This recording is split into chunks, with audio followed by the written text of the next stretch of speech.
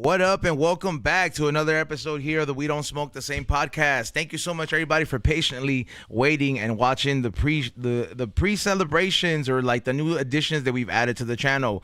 As you guys know, some of you guys were watching some of the gaming content that we did beforehand. We finally got that set up, so thank you so much, everybody who was showing mad love on that. We will be doing a lot more on that before and after the Green Thumb Show, and before and after the We Don't Smoke the Same podcast episodes, morning and night.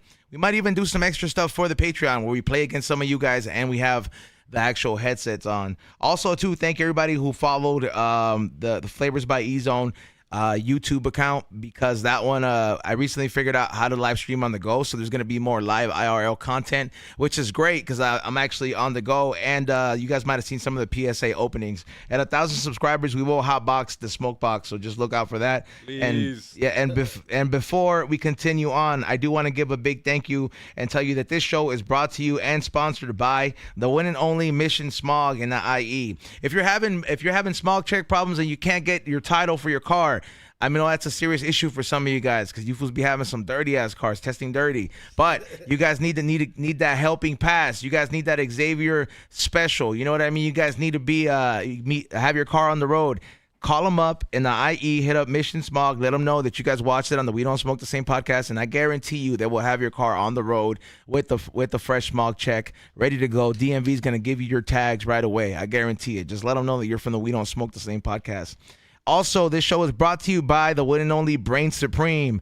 Ladies and gentlemen, go to brainsupreme.co and get those magical capsules that you guys need to level yourself out. If you're feeling frustrated, you feeling like you overthink so much, you want to take a step back, you want to microdose it a little bit. If you know what I'm talking about, the magical fruit out there, make sure you guys go to brainsupreme.co. Use code word WDSTS. Once again, the code is WDSTS. Get yourself a little hookup and save yourself some money at the end, and get those delivered to you in all 50 states straight to your door. Trust me, if you want to start microdosing, you're curious about it, you want a super duper dose, they got something for everybody. Just use that code.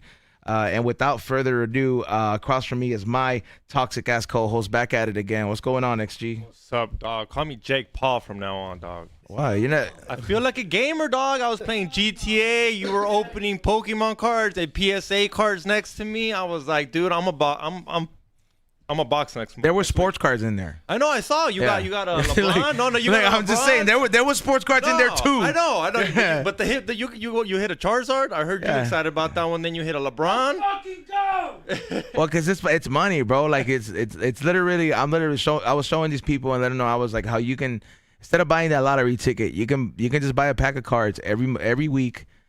Put $20 towards getting it graded, use your best judgment, and that might come back, and that little investment is going to be a couple $100. It's just literally money that's just sitting around, and you're not spending that money for it, but somebody else out there is. I don't know anybody out there that doesn't have a phone. They can't access eBay to make it happen. Also, too, before we introduce the guests, I want to tell you that one of our guests was not able to make it. Trust me, we try to make it happen. So we will have another episode with Dr. K. However, though, we do have people that are affiliated and are working behind the scenes in Kushstock. So we're going to have an episode with Dr. K himself. But we also, because of that, we also get to dive in with Kushstock, what's happening, how we're getting involved and doing some live stuff out there. But we're also going to learn the thing about the Bully Kennel Club. You know what I mean? Like literally, like the whole industry, like when you become a professional dog breeder, and you actually, I don't really know if you're just breeding them at that point, but this is what they're here for. So let's give it up for the homie. Can you introduce yourself? What's good, everybody? It's your boy Memo Loke from the International Bully Kennel Club. Get a little closer to the mic. All right. There it is. So we got Memo Loke from the International Bully Club, bro. I mean, joining us here. Everybody. Salute. Thank you so much for pulling up. And we got the homie joining us from Kushstock, and as well as the Kennel Club. Introduce yourself, dog. Yeah, what's going on, y'all? It's me, Mr. Munchies. Just here representing IBKC, and obviously we're partners with Dr. K and Kushstock as well. Hell yeah, dog. Thank you guys for joining us. Also, Ray, thank you for running the boards as per usual. Salute to everybody who's in there is going to be doing the super chats as well. I'm hooking one of you guys up. Yeah, I was going to tell you guys, so welcome to the show number 1. And so first of all, dog, let's talk about like what you guys, I mean, it's an interesting field because both of you guys are partners, right? Basically, yeah. You guys work together in the dog industry? We work together and putting together a lot of events. Yeah. Social events, people events. So it's pretty dope. So who has more experience with the animals? Me.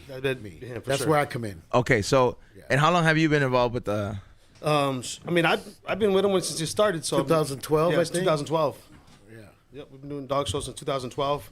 Like I said, I take more of the cannabis side. Okay. So I think right now what it is like we're looking for a little bit more than just dog shows and the cannabis and festivals. It gives something else to look at, just something that they're not kind of used to, and it's pretty badass too at the same time. So why not? So at 2012, where is that industry at? You know what I mean? Because a lot of things were different at 2012, and that's when you start. Like, because now when I think about dog breeding and all this stuff, like I kind of see that people treat it like, or some people, not all of it, because there's some great dog breeders and kennels out there, but some people treat it out there as like a little gold rush scheme. It's like a flip a quick dollar, like a reseller type of thing. There was a few years where it was promoted that way, and it brought a lot of people because there was some people making pretty good money off of it because the market wasn't as saturated back then. Also, like before 2012, we had started a publication in 2005 that catapulted this industry.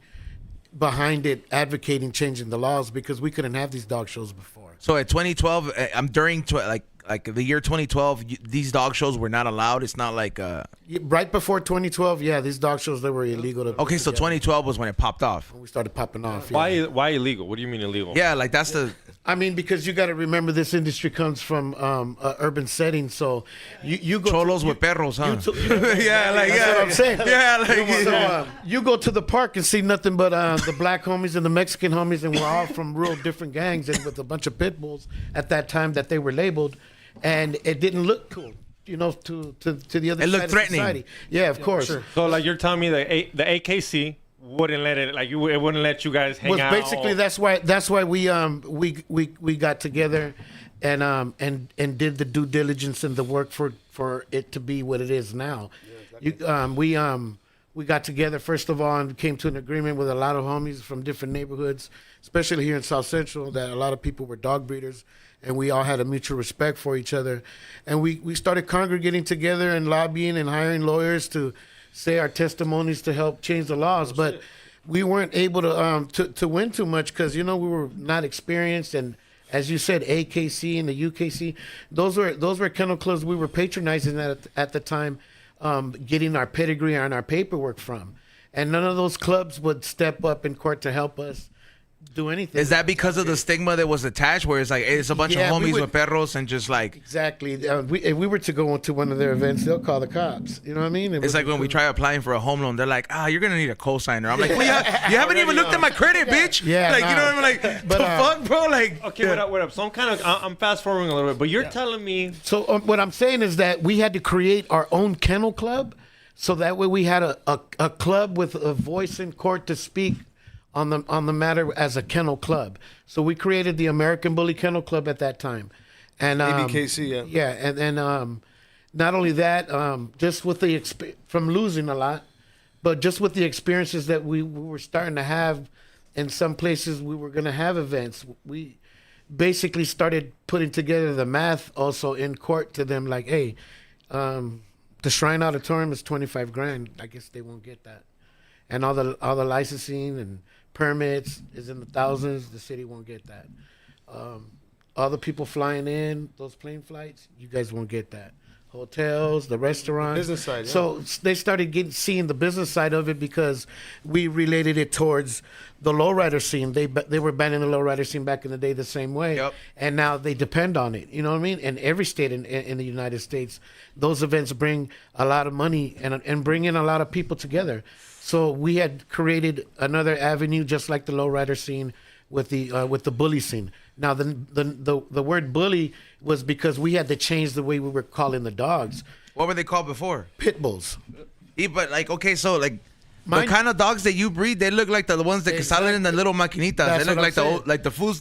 Because we weren't breeding the dogs to be fighting dogs anymore. You know what I mean? We were breeding the dogs that had slower metabolisms, and that were getting. That's why they were getting bigger. You know, what I mean? So we changed the way the dogs were being bred at that time. So a bully is still considered a pit bull? Some of the pit bulls are in its background. Yes. Oh damn! See, I would have never thought of putting two and two together. So like, if you fight them, they don't get that big. No, that's why we had to change them on the old registries. They were labeled as pit bulls. We started a new club, a new registry, and we were labeling it as the American Bully. Would you say the breed has changed? Because in 2012, dramatically. Because in 2012, I'm not gonna lie, you saw a pit bull, and most likely this thing was ready to attack. No matter, I don't care if you release that. We now definitely... I see a pit bull, and I know this guy's probably most calm because it came. Even if it's like a mean one, it's still not like what they used to be. We definitely changed the stereotype of the dog in a major way with the publications and the TV shows. And all the things that we brought into it to mainstream the industry that it is now is a bully game. Other breeds came in, like the French bulldogs, English bulldogs. All those breeds came into our world after coming to our events and seeing what we were doing. Why? Because it's part of our culture what we're doing. But at that time, what were the only breeds that were being like bred? Just American bullies. American bullies. There was no other scene, there was no other dog scene out there where people are being. Of course, you could always get like those, like a high end collectors kind of dog. You know, like the kind of dogs rich people get and shit. But they don't have a club for like Scottish terriers and shit like that. Yeah, these were the dogs that were in the hoods across America. And okay, so and the people that were in conjunction of whipping someone's ass if they caught them fighting. That's what I was gonna ask you. So I imagine this scene because I'm putting myself in who was the people that didn't want to trust you at first, the AKC, what was it called? They never jumped on board with us. Okay, so they never supported us. I'm looking at it the other side of the coin, and I'm trying to see. I'm like, what would stop them from actually doing it?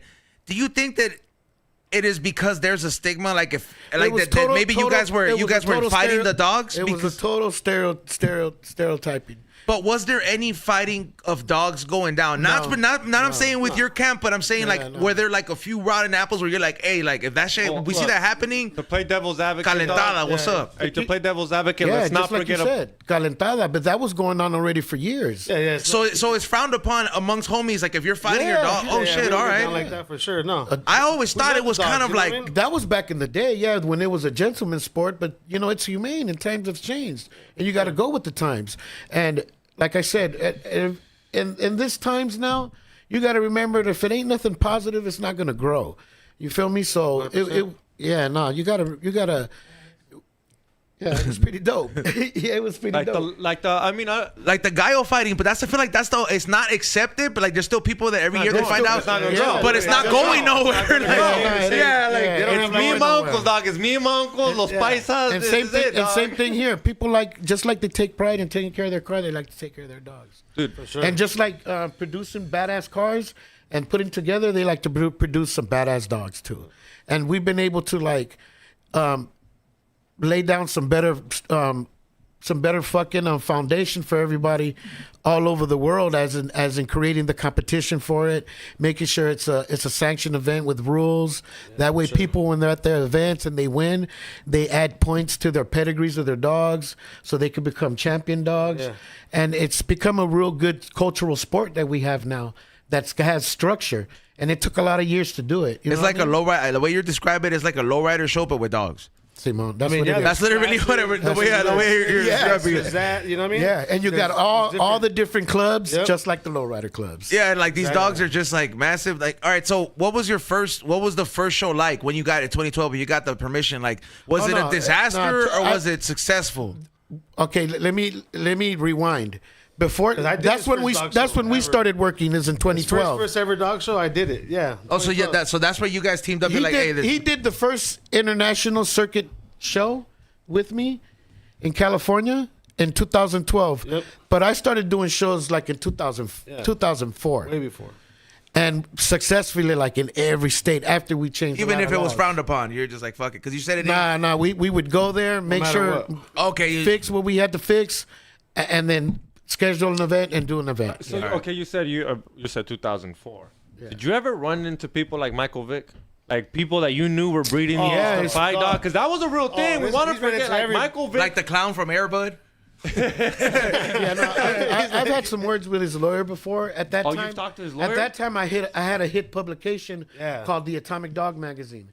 And the Atomic Dog magazine was its first ever lifestyle dog magazine of its kind. That was a badass magazine. And every and anybody that was like an artist or basketball player or Yep, whatever that was page. into dogs was in that magazine. They would reach out to us. We would do whatever we had to do and have them guest at events.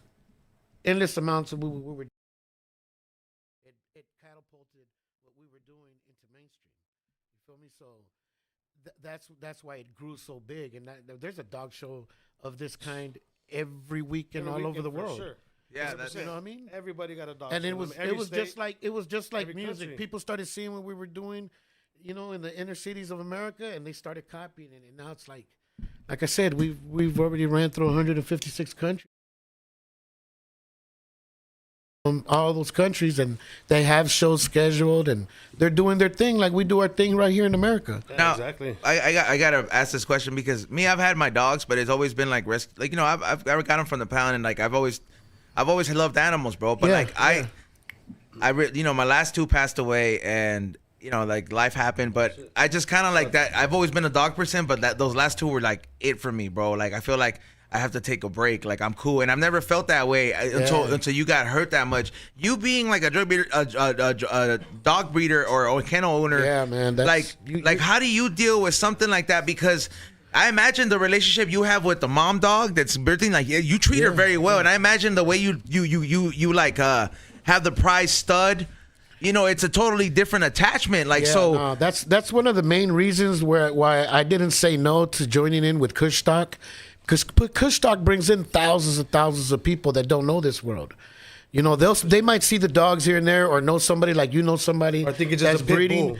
But what we're trying to do is making sure that that we start setting the rules and making these shows more professional than they are. That way, the dogs that are being picked should be getting bred. That way, they're better dogs being made. Because right now, you're right. The fucked up part is that they're not being bred correctly, and you acquire one of these dogs, and it's part of your family, and your kids love it, and you fall in love with it, and because of the breeders being irresponsible and not choosing health over looks, and it dies in 3 years, it's a travesty in your home.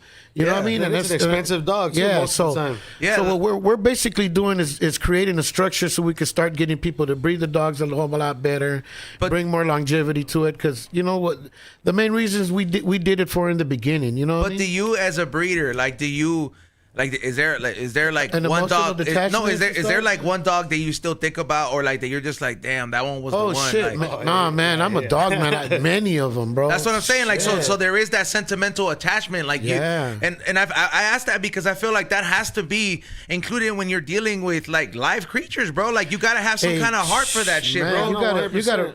And then your kids grow up around them, you know what I mean? And then Yeah, it's like you're part of the family. Like I said, you treat them better than your kids sometimes. you Yeah, know? it's a family business at that point because the dogs are a part of the family. Not only that, I guess I have maybe one of the biggest testimonies of being loyal to the dog and it changing your life and the lives of the people around you while being creative with the dog. Not only that, the peace it brought around us in the hood and all across America. A dog brought a lot of people together without even being able to speak. That was one of your dogs? A lot of our dogs, you know what I mean, that we would be presenting, you know what I mean, and breeding and doing these shows together. You know what I mean? We did it mutually, successfully, peacefully because of the love of the dogs, you know what I mean? And that's why it also grew as fast as it did. So what's the life expectancy of a dog like the ones that you breed? I mean, and I don't want to like make it sound like, oh, I want to put a label on it, depends but like who you're buying it, who you're getting it from. That's the reason, and their program. That's you know the reason what I wanted to ask that because my friend has a boxer like downstairs. Like one of our guys, Eitan, he has a boxer, and he knows. That's the only dog he'll have, and he buys it from a very like reputable kennel. But he knows that the life expectancy of a dog like that is 7 to 10 years max. Like him, just like purebred, right? Like that's what what it's turned out to be. And he's on his third boxer, and sometimes he's gotten lucky and gotten more than that. But like, how do you determine that? Like, or how do you prevent? How come some people say my friend she lived up to be 15, and the other one's like mine died at 7 years old? Yeah, no, for sure. What it is also that what we do is we run a dog registry where we issue the lineage of the dogs. What is that, like a 23andMe? That's like giving you the pink exactly slip. in a sense. You know what I mean? The bloodline of the dog. So where Yeah. it came from. Pedigree. The pedigree, yeah, the exactly. paperwork. Huh? The paperwork, which Tiffany, she runs the administrative part of it, and you could tell what bloodlines are lasting longer than other bloodlines. Although they're the same breed, we're talking about the same breed but bred differently. Yeah. And you could tell how she would present paperwork of dogs that already passed away within 3 years, and some other dogs that are still around 10 plus years. Yeah, so because the regulatory department, as a club, you got to oversee those type of things and see those statistics to find out where the problems are with what lines of dogs. And that way, that way you understand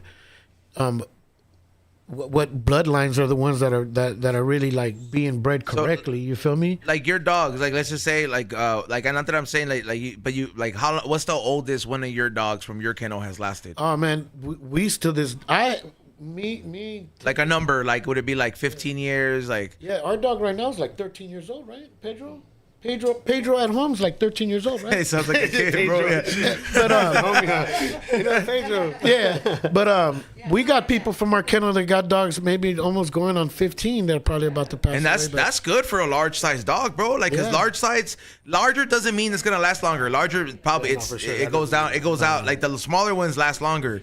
Yeah, don't get me wrong. Like there's been, like I said, man, it's not easy to produce a champion. It's not easy. It's easy when you study the dogs and the lines that are successful, and you go and do your mixes there. You feel me?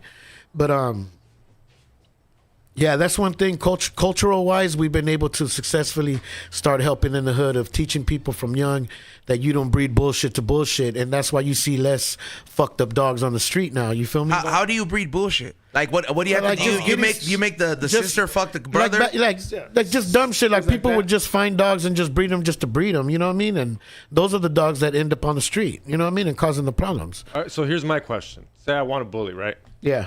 Obviously, don't go to Craigslist. Fuck no. We start off with that, right? We start off with that, right? I'm just saying, we start off with that, right? Off the top. Outside. You would be the fool that wouldn't be because like, I've looked for dogs on Craigslist. One time I want an English bulldog, and I was like, "Yo, too expensive." I mean, if you're looking for a dog to have at home and be your companion, like a pet. Go to a rescue and really rescue a dog that you're gonna love. But if you want something that's badass and you might want to breed him or whatever, you know what I mean? Whatever your excuse is. Okay, so then even if you got the money, but let's say exactly. Let's say I want a bully, right? Yeah. Obviously, Craigslist, no. Okay. How check? So then what the dog has. So then I go on Instagram, right, and I start checking out the lineage. Like, all this fool's been breeding for 6-7 years. My thing is like, what the fuck's the price? No matter what, bro. What's the price? Listen, and I don't know how long. It doesn't matter how long. But my thing is, I'm trying to buy a dog and I don't know nothing. So my thing is like, I'm gonna go on Instagram. Like, what's the budget I gotta consider? Yeah, so my thing is like, what's the budget? Because then sometimes you see them for like 600. The homie's getting rid of them for 600. Then you see some for $5,000, and you're it's like if I'm shopping for a Tundra, I could go for like 40K or to 60K. Yeah. Like, what am I looking at? What are we looking at when like we're shopping with you? Let's just say me and him are customers. Like a real, a true homie deal, like the homie deal. First of all, like if I have like first is like me or anyone else, if you see pictures of something you like and you're interested, no matter what, I recommend you that you don't negotiate or talk about shit on the phone or online. Go check out their yard, or if not, go to a dog show and go see what you like. Oh, it's like a card buy. This is something that that's a car show. Okay, that's what dog shows are Dog for. shows are, Oh, never knew that's what they were for. Yeah, damn. Okay. I thought it was cholos just trying to show off on each other, like, look at mine, and like look like basically like, look at my big dick, look at my big dick. You're gonna see some of the baddest homies in the neighborhood on a professional manner, showcasing their animals in a good way, bro. And then that's how you want to acquire one, by seeing someone that's working with their dogs and showing the love they have behind the dogs. You know what I mean? Yeah. A lot of these classified type of deals, to me, it's like you should know where your dogs are going before you do a breeding, bro. You know what I mean? Shit. Oh, fuck. I know my homies that they trying to get rid of them once they're born. Nah, that's not the way it goes down. 6 months old, and they're like, yo, I still got this one. Although we probably, because we're in America, bro, we're like, everybody wants to make money, yeah, and all that, but a lot of people want to take shortcuts and not do things the right way. And we went a long way by doing the things in the right way. You feel me? Establishing administration so people could get their paperwork in an efficient way, and patronize the people that from this community that started this community, not 200-year-old registries from people that we don't even know and don't support us. You feel me? So- and that's why. So I mean, I still kind of didn't get a clear answer. Are we talking about like a 20K budget? Oh yeah. Oh, Are we no, talking you could- about like you know what I mean? Like I just want like Yeah, it it doesn't have to be depends. specific, but let's the starter kit. You know what I mean? Like Yeah, nah. you don't want to breed them. You just want Most the of good the one. time when you hear dogs going for big money, it's because those are dogs that are not for sale, and someone's like, you know what, I'm gonna give you this. It is for sale. I'm gonna give you this much, and sometimes you just don't say no. You're like, fuck it, give me those 20 racks. You feel me? But there's some times where and then a lot of instances lately where some people did spend a lot of money for their dogs to acquire some good females and some good males, and they spent good big money for them. And so when they have puppies, they want big money for their dogs Yeah, too. because it's like breeding. It's like let's just say like you have like everybody has a Red Lobster before you got the blue one. You know what I'm saying? Like everybody's gonna want to eat it. They'll pay top dollar for that shit, bro. Yeah. Like they don't even taste different. It just you know what I mean. But like no, 100%. Like exclusivity. So it's like if you make two rare plants or two rare strains, fuck fool, and then all of a sudden Exactly like breeding plants. all of a is the sudden, dog game. if everybody else has fucking candy gas and you brought the newest OG back to life, everybody's gonna be paying. Maybe like you see elephant's growth going for fucking 500 a zip, and nobody's negotiating, like you said. Yeah, People are just yeah. like, here you go. I don't care if it's a nice jar. There's some Giving people it. that have done the work to where they ask for big money and they get it. Why? deserve it, Because yeah. their marketing is amazing. Their dog showing is amazing, and they got an amazing word. And they are dog people. You know what I mean? They're passionate about their hobby. Those are the people that, you know what I mean? You would know once you get into it and do a little bit of research that you're not gonna go calling them spending $3,000. You're gonna go call them and spend a good like 8 to 15 racks. You know what I mean? There's the answer. 8 to 15. I mean, hey, but like I said, depends. You know, like yeah, no, but that's a realistic consideration because it's like you don't go shopping for a car without you saying like, hey, bro, I got 10 bands and we'll see what we can make. Not only that, a lot of people have gotten fooled throughout the years and get these dogs and they give them paperwork from these registries and clubs. They ain't even licensed, and that's where we come in. That the functionality of a real club needs to be a licensed and compliant club, and like the paperwork that you get from the International Bully Kennel Club, it's a stamp that on a pink slip to where just like your pink slip you could argue in court with, or if you have a problem with animal control, you know what I mean? Like it's a real deal thing. A lot of these paperworks hold no value. What's the hardest part about this business for all the people that are thinking that it's like a good, like, you know how some people would be like, I'm gonna get a power washer and now I'm a detailer. You know what I mean? Like Maybe like any business, getting really legit. Basically, get your paperwork and licenses right? It's not just about I made a logo, I made a name, and now I have a club. Nah. I got a business Wear my hat, license with fool. the city. Yeah, or got merch. Yeah. Oh yeah. No, I got a license with the city. No, I mean it don't work like that. You know what I mean? You got to make sure that the document you're issuing to your club members that are going to represent your dogs hold value. You feel me? Arguable in court, or like problems with animal control. Be able to jump on the phone and staff, give you an advocate file and start helping you. Stuff that we never had in the hood that we have now, you know what I mean? Because we had them, we were paying for them, but these clubs wouldn't do nothing for us. And that's why, I guess, 20 years now, we have these clubs throughout that we started here in LA, all over the world now. You feel me? Hey, you're like that homie that, like, you know how like some fools get locked up and then they come back and they're like, they learn law and then they're helping out the other homies. You know? Yeah, what I mean? right? Like, yeah, bro. Like, you're like dog.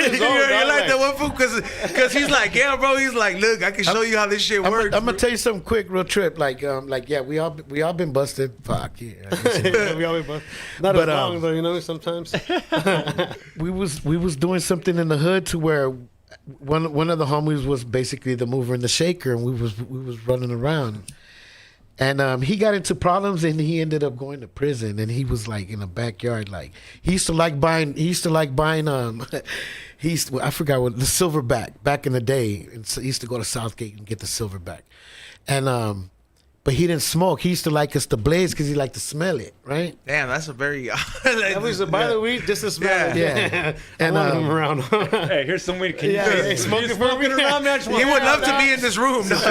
Yeah, so that fool, shout out to my homie, but rest in peace, Big Cat from the ghetto.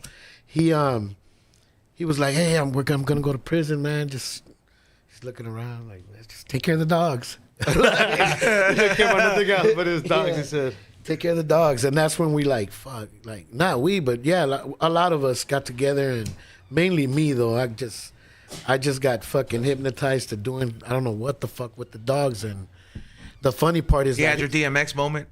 The funny part, like 3 years later, he's calling from prison like, hey, what the fuck? There's a magazine with my dogs in it. And I'm like, don't trip, man. When you get out, you got a dog magazine. He's like, what the fuck? I just told you to feed the dogs. And he hung up like, but by then, fuck, we were already hitting worldwide. You know what I mean? Like a fucking hit album with this shit. You know what I mean? It was pretty dope. I wanted to ask this. All right, so you know there's certain breeds, they can't fuck like a Frenchie, right? The ones you breed, they fuck, right?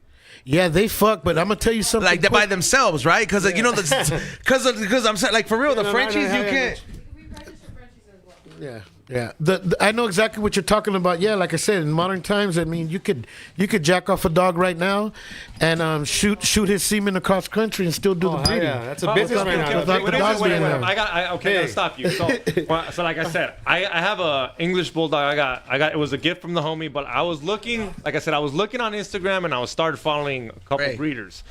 One of these breeders was shipping sperm for 10 racks. And I thought it was guaranteed. As someone who doesn't know, I'm like, this fool's tripping. I'm sending it to the homies. I'm like, look at this crazy shit. Like I said, man, at the end of the day, you want to be breeding whatever you have to the best. And if you think that the best is and you're in Cali and the best is in Florida, you're gonna want that sperm and try and it's also try and error. Not only because of the dog is badass, doesn't mean that the dogs are gonna the bloodlines might not click and the dogs might look like shit. You feel me? So it's a trial and error sometimes. You can have a Rottweiler Chihuahua, fool. Like, you know, get it ready. What can I do? What can I do? Okay, you brought up that, and I'm gonna. This is a question for the strippers out there listening. They're gonna love this question, but they might not like your answer. All right. How long till Frenchies are considered part? I mean, fluffy Frenchies are considered part of the bully community. They already are part of the community. Already. Registered IBKC. Yeah. Registered. Tiffany accepted them years ago. Amber Alert. Because I thought they were. They were the fluffy Frenchies. Someone stole a Frenchie. Someone stole a Frenchie, guys. Someone stole a Frenchie, guys. Someone look out. Frenchie on the loose. It's a fucking Frenchie. No, it's an endangered adult this time. Probably like somebody with dementia. We're one of the first ever registries, international compliant registries, to accept those breeds. Why? Because they don't have a show and showcase with AKC and all them. Those dogs are considered dogs with faults, and I will be disqualified in a ring. Faults meaning like, oh, these shouldn't even be alive, huh? Yeah, exactly. They shouldn't be bred. Like, they consider it not part of the standard. I'm glad you say that because that is very true. Like sometimes when I look at certain breeds, like the pug, like, yeah, let it die out, fool. Like hey, fool, like I get it, but like, fool, this shit struggles every living moment. Like a Frenchie too. Like I had a homie who his Frenchie died of like when it got hot during the week. Yeah, well let's talk about that. Let's tap in and educate people. When we started this industry, we started it to better the dogs we had and create a look. And then because of the popularity of them, mind you never went to a dog show where there's badass food, there's music bumping, there's people throwing away T-shirts, and it's like a party. You know, these dog shows became so popular where the French Bulldog came around, and you know there wasn't a lot of French Bulldogs, so there was a couple of years spurts where everybody wanted them. There was a lot of money involved in buying them and breeding them and all that stuff. But me being a dog man, I knew already from the jump, like, damn, a lot of people are gonna lose a lot of money. Why? Because I mean, it's an amazing companion. That dog, I really love a French Bulldog, but it's one of the breeds that comes with the most health problems, and I knew that we were going to have a lot of that going on with them. And it's like having a kid that's allergic to every fucking thing. And so you're going to breed it to a girl that has every fucking thing. So how do you think the baby's going to come out? With every fucking thing. You know what I mean? It's going to come out and his first words are going to be like, kill me, please. Yeah. Like, instead of, like, I would have a dog where it would have a trait that I didn't like, so I would put a stud with with a corrector trait to correct it when we breed it. But I mean, but if you're breeding fucking dogs that are crooked to more dogs that are crooked, I mean, AKA mutants of the genetic yeah, of the bloodline. you're never gonna give any longevity to the breed because of how quickly they die out, and people get tired of that shit. You know, at the end of the day. For example, my English bulldog, I think he sheds a little too much. Is that part of the breeding? You're supposed to comb them, asshole. No, or Where's is the that, paperwork? Where's the paperwork? Huh? Where's the paperwork of the dog? See, that's what I mean. It was a homie gift. That's what I'm saying. I didn't drop. No, I can't He gave you the runs, fool. Like 12 racks right here, Exactly. paperwork. That fool probably can't even hear, fool. Like, That fool's damn and shit. yeah, bro. like any animal that you do not have in its natural environment, you're gonna have to do some labor and stuff. The dogs in the natural environment are used to just eating like a bird or a mouse or whatever, you know what I mean? That they could catch, and their coat. I mean, they're rubbing on the floor and against a tree and done data. Now that you have them inside the house, you gotta do your due diligence. Comb them out, comb 'em out and things like that. Well, a dog is a big responsibility, dog. A lot of I've had dogs all my life, and there is a big part of me where I'm like, okay, this isn't a part of my routine anymore, and I didn't know until how big part of my routine it was until my dogs were no longer there. Because I was so used to it, and I was just like, damn, man, that's dedication. But I know I gave every single one of the dogs a good life, so I'm like, I'm happy about the dogs I've had in my life. It's very it's impactful. You know, I feel like it helped me build character. It helped me build patience. I know a lot of people think I don't have patience out there, but I just don't have patience for stupid shit. You got to remember, dogs taught me and a bunch of people around me to be civilized people, and to and to, like, you know what I mean, be civilized, man, and really put yourself in mind of doing something that's going to be able to, like, to grow, take care of your family, and get you out of the streets. And a lot of people that had these publications in prison came out also with that feeling like, hey, man, I'm going to breed some dogs and keep myself out of the street. And thank God that's been able to happen across America also with this industry. Yeah, man, it's a lot of responsibility, and it takes a lot of time and a lot of hours, depending how you're into it. But someone that usually didn't have nothing to do and was getting into something they shouldn't be, this really impacted their lives because it brought a lot of time. Yeah, it's like into taking care of the dogs. And it's like the homies that you know, when they used to teach you stuff in prison, like becoming a mechanic and stuff like that. Yeah. Like, it's like fools that pick that up, and you see certain fools that they have a tattoo shop, or they have they work on old school cars, and you could tell those fools were about that life, because I mean, not only like do they have the like multiple 3 dots all over them, but you know, like it's just like, I'm like, hey fool, like you could tell when somebody, if you've grown up in the hood, you could tell when somebody has been seasoned by the street, not by fucking marinara sauce or fucking condiments, you know? Yeah, no, like for being sure. seasoned by the streets is a whole different kind of seasoning. Yeah, no, for sure, man.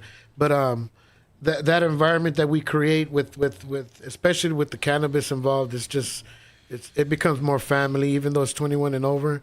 Most of these events are really family orientated. There's a lot of children involved, and Normally, families come out normally. But no matter what, though, even the 21 and over events that we have. I'm glad you say that, because I know people watching are probably like, is it like the Santa Fe swap meet, or you know, like not for nothing, but because people have their interpretations. You got to remember, dog. a lot of these successful dog breeders are also fucking badass growers. You feel me? Yep. So like it goes hand in hand, you know. And then I believe that because I follow some of these. I've known some of these foods, and I've been in the industry for 10 years now, in the cannabis industry, and some of these foods, I'm like, I've seen them take what they've done here and then just start other successful businesses, and I'm like, hey man, they're killing it. You know, some of these fools are breeding reptiles, some of these fools are breeding dogs, some of these, and I see it. Some of these fools have offered me a dog with like dope, but I just, especially after my dog passed, I'm like, that is not the one time I want you to offer me a dog, but it's like you said, it's a big responsibility, man. It's not just something that you could fucking. So you've done both? Within a couple. What do you mean? Grow weed and the kennel? Yeah, guaranteed. Right. Then I have a question. You just said breeding. You just said breeding ain't easy. I haven't done that either, and I haven't grown weed. They say that is your girlfriend. Fuck your girlfriend now. That's your girlfriend now. You're a slave to the plant. Yeah. Which one would you say is harder if you had to say either breed or grow weed? Which one dedicated? Which one do you need to dedicate more time? They are equally the same as hard as fucking the same, bro. You know why? Why Because he's I'm gonna tell you 100%? Tell him. because like when you have dogs, man, those are sleepless nights, bro. Not only that, and just like herbs, man, sometimes you have some sleepless nights. You feel me? And it's expensive too. It's not just fucking, oh, I got some plants. You know what I mean? You guys know it's expensive to grow too. The dogs eat, the plants eat. You know what I mean? Like, look, I'll give you. The plants get sick and the dogs get sick too, bro. I'll give you the best example in the way you compare it, dog. One little mistake can fuck up the complete outcome, and that goes from both cannabis and dogs. So think about it, because you're breeding a genetic blood and a bloodline, bro. Like you're literally trying to perfect it and have it the best. So the more cleaner, the more less obstacles are in the plant's way. The same way with the animals. So like, let's just say the dog gets parvo, that shit could die, fool. The same way with a plant. A plant could get a fucking sickness. Somebody brings in some shit. They don't wear the suits. The whole crop is fucked up. Fuck parvo. If I meet him, I'm socking him in his mouth. And so like shit like that, or like, you know, and then let's just say the plants start fucking, they start rotting or like something like that. You have to fucking take care of that. They get mites. The dogs get ticks. You got to take care of that because they can get sick from that shit. They get worms. Dies. That's how many racks you lost already. Like. Shit happens with just like that growing. Yeah, you could compare it identically, bro. Straight up. Yep. You're also looking for the best food to feed, just like any other grower wants to do get the best food and all that stuff. Yeah. I mean, I know English bulldogs can't. Can the females give birth naturally, or do you have to get the C-section and go through all that bullshit? No, there's a lot of dogs that they do it naturally, but like I said, with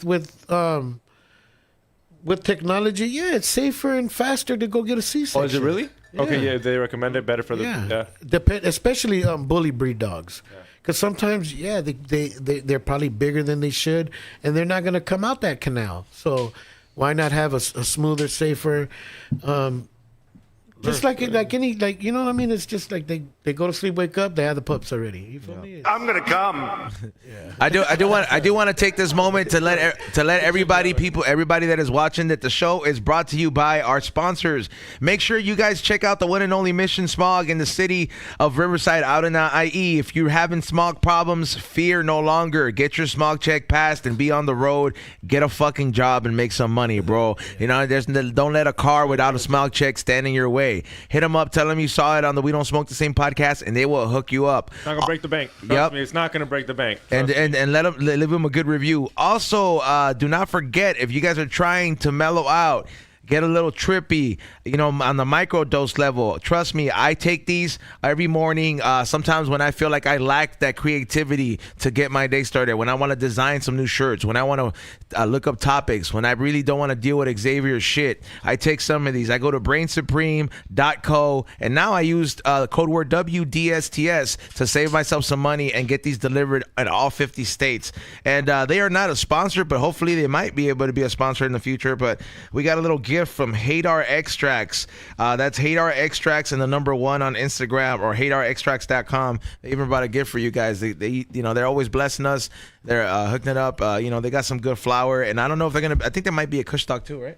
Well, the homies up, but I think Can we talk about Kushstock a little bit? Yeah, for sure. For sure, let's do that. Okay, so like for everybody that doesn't know, Kushstock is an event.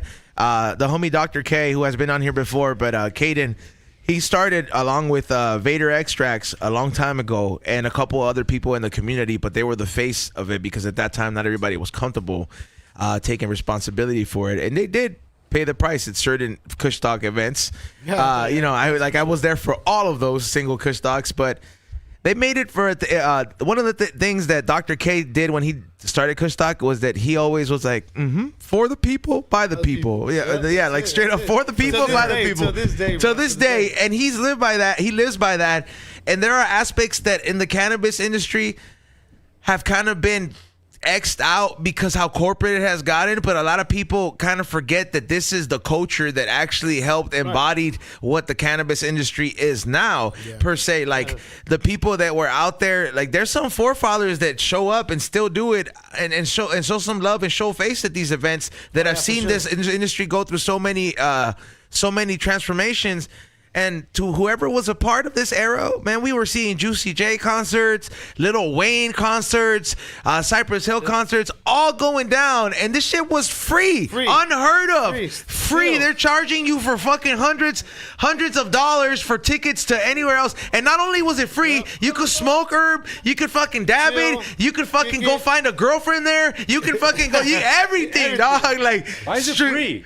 Because it's for the people, by the people. Who's paying that? I get that part. But Vader Extract is paying for it, dog. Like, you guys sound like politicians. The people asked for a dog show the- with it. Now it's a dog show too. Shit. yeah, like so and now you're involved with obviously sponsors, you know what I mean? Okay. Sponsors are obviously a big thing. It's you know, that's what it is. To be honest, the people that want to be involved with it, obviously it's grown so big. Obviously Ezo's been around since the beginning. So I was dressed up as Vader one time on the fucking David Arquette helped me get into my suit. It was his suit, a Vader suit, and I was out there for like Vader Extras throwing shit into people. Damn, that's dope. Yeah. So, and then That's now what's to what it's become now, you know, it's really grown. Obviously, probably right now they're probably up anywhere between 10 to 12,000 people.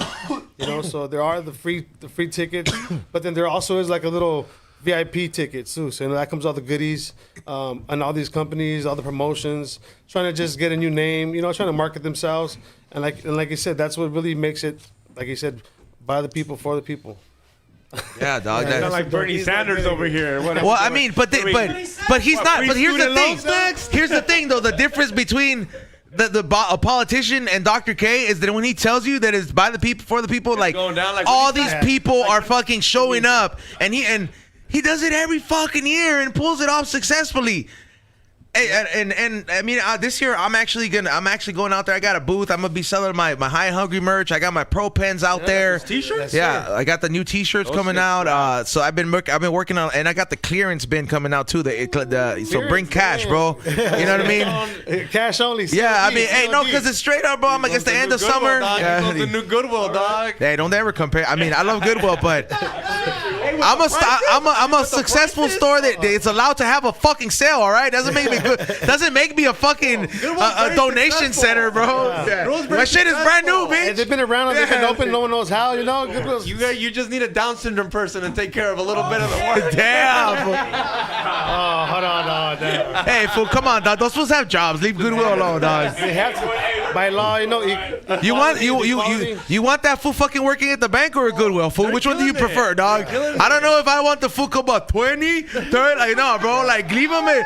Like, you know what I mean? Like, I would be there all day at the fucking bank, bro. Like, come on, dog. Like, yeah. So, yeah, no, but honestly, it's just it's a great event, 100%. You know, all the top cannabis vendors are gonna be there. There's gonna be food. So we always have live wrestling ring. I mean, it takes care of every aspect. Comedians, A lot of performances, and obviously this year we wanted to do it for a couple of years now, but we added the dog show, which is another, like I said, it's just another part of the culture. Like I said, they grow, they smoke. Why not? The thing is that everybody thinks that if you're like a dedicated stoner to the culture like that, they kind of just think that that's all you do all day. But a lot of us, a lot of us, you know, like the ones that have been able to make a career in the industry, we have pets at home and we disconnect. And whether you're especially in this case, like the best way stoners have a relationship with dogs is like you got to look at it like Scooby-Doo and Shaggy. Because that is the first stoner and dog relationship that I've seen ever. I knew they were both getting high, bro. I was like, why are these fools always hungry and all that shit? But that was he was Shaggy's dog. Yeah. He was Shaggy's dog. Even if they never disclosed it, they didn't need to because that motherfucker was just like Shaggy. Yeah. And that's what it's like when you have a dog, bro. Like if you're a good dog owner, bro, like they embody so much pieces of you. You gotta. There's an argument. There's an morning argument. routine. There's an argument that's not Shaggy's dog. No, well, like they never really disclosed it. I know they don't, but He never claimed them. He never claimed them. It's Right? Mando, like you said. I don't even need it. It's He treated him like a regular person. just like Daphne. He was just his like homie. Daphne and the other fool were boning. Like it's Mando. Like you don't need to tell me, Freddie, dog. who's that fool that played him? Yeah, I know they're boning. No one needs to tell me. Like Oh shit! Oh man. Fuck, that's crazy. No, that's dope, man. But yeah, no, that's how it is, man. The dogs they bring a lot of people together, and definitely a lot of smokers. You know, there's not no one around the world that I ain't met in the dog game that doesn't like smoke. taking a toke, you know, Or grow. yeah, or pull up somewhere that don't got no weed ever, and people that never thought they'd smoke weed with you are smoking weed with you at the dog shows. So. Okay, so for like Kushstock, you guys are gonna have it there. People always worry about, oh, the smoke, my dog. Like, is there any physical repercussion to this? I mean, I imagine. Yeah, there's a dedicated area for the dog show. There's a dedicated area for the weed in the concerts. So. Okay, so fools are not gonna be able to be like, oh, that's a nice Oh dog. yeah, like, yeah, you can. It's cool. Like, but you gotta, you gotta remember, man. The lovely thing that's happened also in our industry since cannabis became mainstream was being able to acquire, like, you know what I mean, cannabis for our dogs.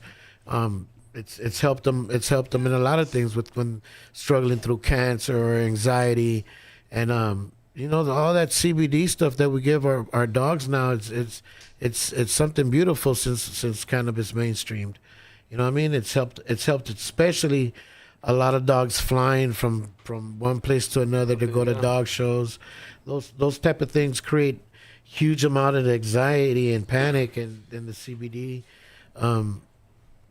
doses they give them has been able to like help this industry a lot. So yeah, it's never been a harm to our animals. It's always been a plus. So it's pretty cool to have that. You know what I mean? You said you've obviously you've gone worldwide for this dog, and I'm assuming you're gonna say America, but have you seen any other countries with some good ass bullies where you're like, holy crap, like this thing is like, I want to take this home with me? Yeah, you got to remember a lot at the beginning and in the middle of everything till now. There's been a lot of real dedicated, hardworking breeders that produce some badass fucking dogs that they've sold, and other people have used those dogs to create even more badass dogs. And yeah, you see them all around the world. You see them all around the world, from South America, Europe, and the Middle East. You know, and like I said, like, you know, we broke ground in Africa, and also in 2012. Was there buying perros in Africa? Yeah. I would be like, se lo están comiendo, dog. No, South Africa. No. Some of the more money, you know, South Africa. Some of the highest paid dogs were from people in China, believe it or not. People in China's bought dogs for like 500 bands. I would be thinking about it like 5 times. I'd be like, fool. Yeah, they're eating the fuck out of them, but not like, this breed. Yeah. There's some dude came here and spent 500 bands for one. You know? Damn! Holy shit! Yeah, hell yeah. Look it up. Was the dog fucking his wife or what? No, it's like I said, man, you might have a lot of money and you're like, you know what? Fuck that. He is for sale. I'm going to give you this much. And then you say, no, it's happened to me. You know what? It's like buying that piece of art from an art collector and then he doesn't want to sell it, but you're like, hey, bro, let's see if this fool will give me a meal for it. And then you're just like, and that fool busts it out, and you're like, well, so long, Picasso. Yeah. It's happened to me before, bro. Like, they come and buy a pup, and like, you know what? I don't want that pup. I want that. Hey, are dog. these people that are buying these crazy high tickets? Are they like celebs, or are they just like a little bit of everything? Some people that are well off, and a lot of celebs that don't care. Like, I want it. I don't care. Are you allowed to say like some top like people that are owners of your dogs? Who are some people that have bought a dog for you that is like a celebrity? Fuck, a lot of people. Like a couple that you'll say, you're like, I never thought I'd sell one to Corrupt or like Snoop or no, those guys. Zach Randolph, right?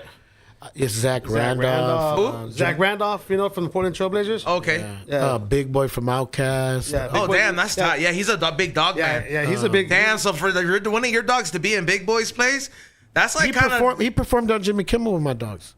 Damn, put a round of applause for that one, Ray. Put that round of applause for that. Big Boy was I've done it on a big mainstream level. I've been on Animal Planet. I've been on a Cinema Hall. Yeah. I've been on a lot of big medias doing this and capitalizing off of what it's brought in me, man. It's been a good thing to have.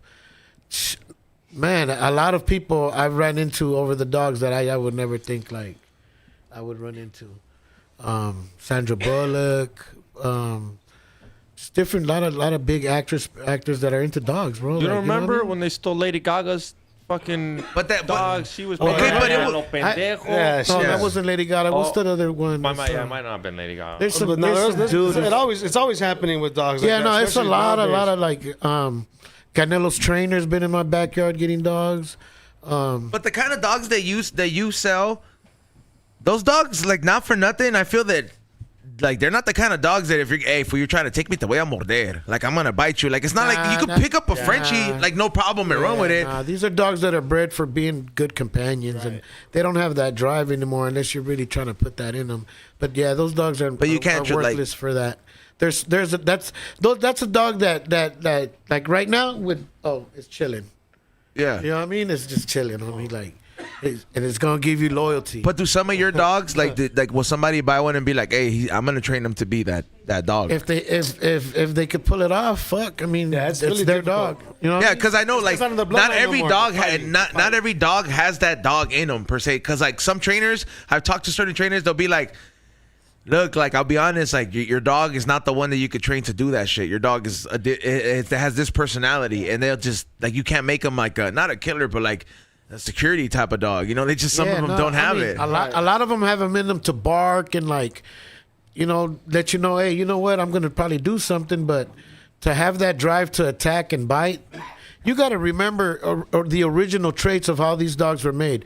There's speculations of how American Bully was made all over the place, that they use bulldogs. Which one do you believe? Well, I'll believe in the ones that I did personally with the dogs that I've used. You feel me? And those dogs had a lot of pit bull background, maybe a little bit of bulldog here and there. But you got to remember those dogs originally, when they were being made to fucking go hard for hours in the ring to kill each other, were also bred to never hurt the human hand in the heat of battle. No referee or handler. Those dogs instinctively were already bred not to bite humans. And when the gentleman's sport of dog fighting started becoming obsolete, a lot of these dogs started becoming great nanny dogs. Like you could leave them at home with the kids and ain't nobody gonna come fuck with those kids.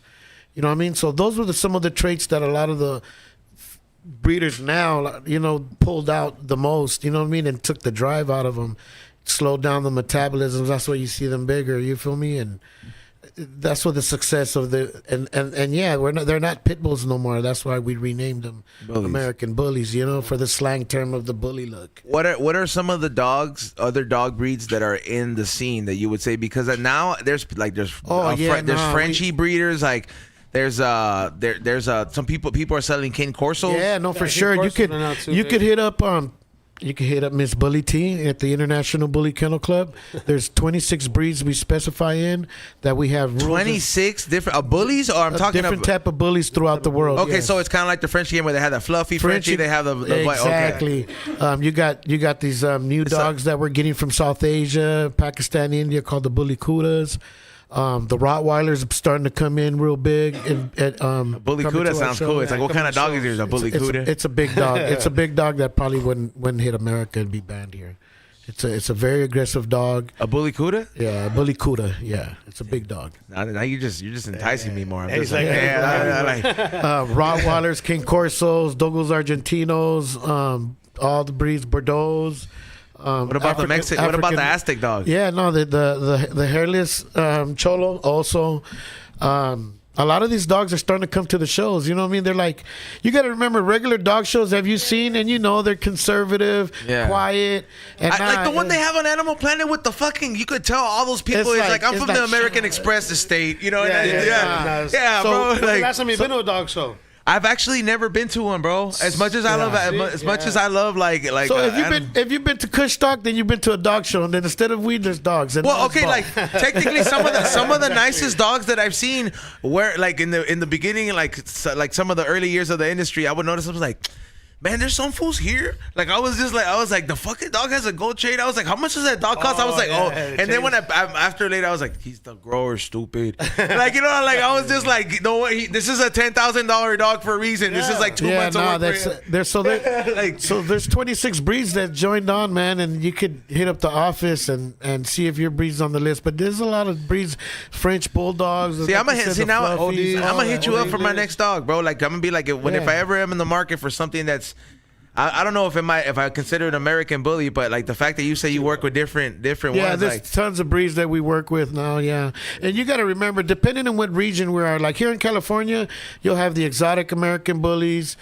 French Bulldogs, English Bulldogs, and American Bullies. And you go to another country, and there's like a lot of Rottweilers with Bullies and Bulldogs and depending what country you're in, like, you know what I mean, it specifies what type of breeds you'll see there at the events. The other day, he's a cat guy. Right now, he's got 2 cats. Yeah, I mean, I like cats. No, I've never, no, because I never had cats all my life, bro. Because like as a kid, I had a cat live 18 years, bro. a gangster right there, dog. Yeah, he was a murderer. That fool. I paid 5 racks for him, a Russian blue, and I would leave him. That's a beautiful ass breed. And I would leave him loose in Compton, and he would be murdering everything. And like, man, he lived 18 years, probably more. So the reason I ask you, because he's into cats, and every time I see some cat shit, Breeding cats is a whole different game. When you're going with this, so wait up. So I gotta ask him. So shit always comes up. No. I sent him a picture, an IG post, whatever, of a bully cat. Is that real? Are you guys? Is that even a thing? Show him the picture, fool. I've seen it. It's probably some AI shit, bro. Yeah, it might be some AI shit. It's one of those. It's one of those hairless, wrinkled ones. Yeah. No, it's just one of those wrinkled, hairless ones that's fat, bro. That's what it is. That's and they, basically- yeah. Basically That fool has long house, dog.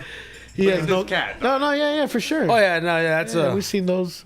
It's just someone putting that title on them, you know? Yeah, it looks, and then he's like, he liked it, but then he's like, it probably comes with problems. I don't want this shit. If it were to be real, it would come with problems. Hey, and me, honestly, that was the first thing. Like, damn, I wonder how its health is.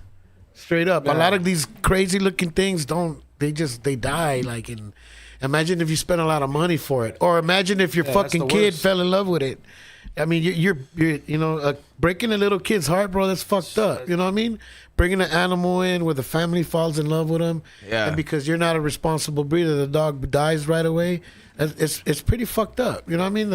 With a emotional factor. Putting your kids kids through the traumatic experience of losing a pet like that. That became a family member. That became a family member. You may not think about it as a big deal. So maybe I'm not a parent, but I'm just saying, like, you may not think about it as a big deal. Maybe like as their parent, because you're like, there's bigger problems. You know what I mean? Like, because you're busy. But like, I'm telling you, because it has happened throughout the time, and every time it happened, it impacted me differently, but more when I was a kid, because I'm just like, it was a different experience, and like that first time it hurt a lot. So it's like, you know what I'm saying? Like it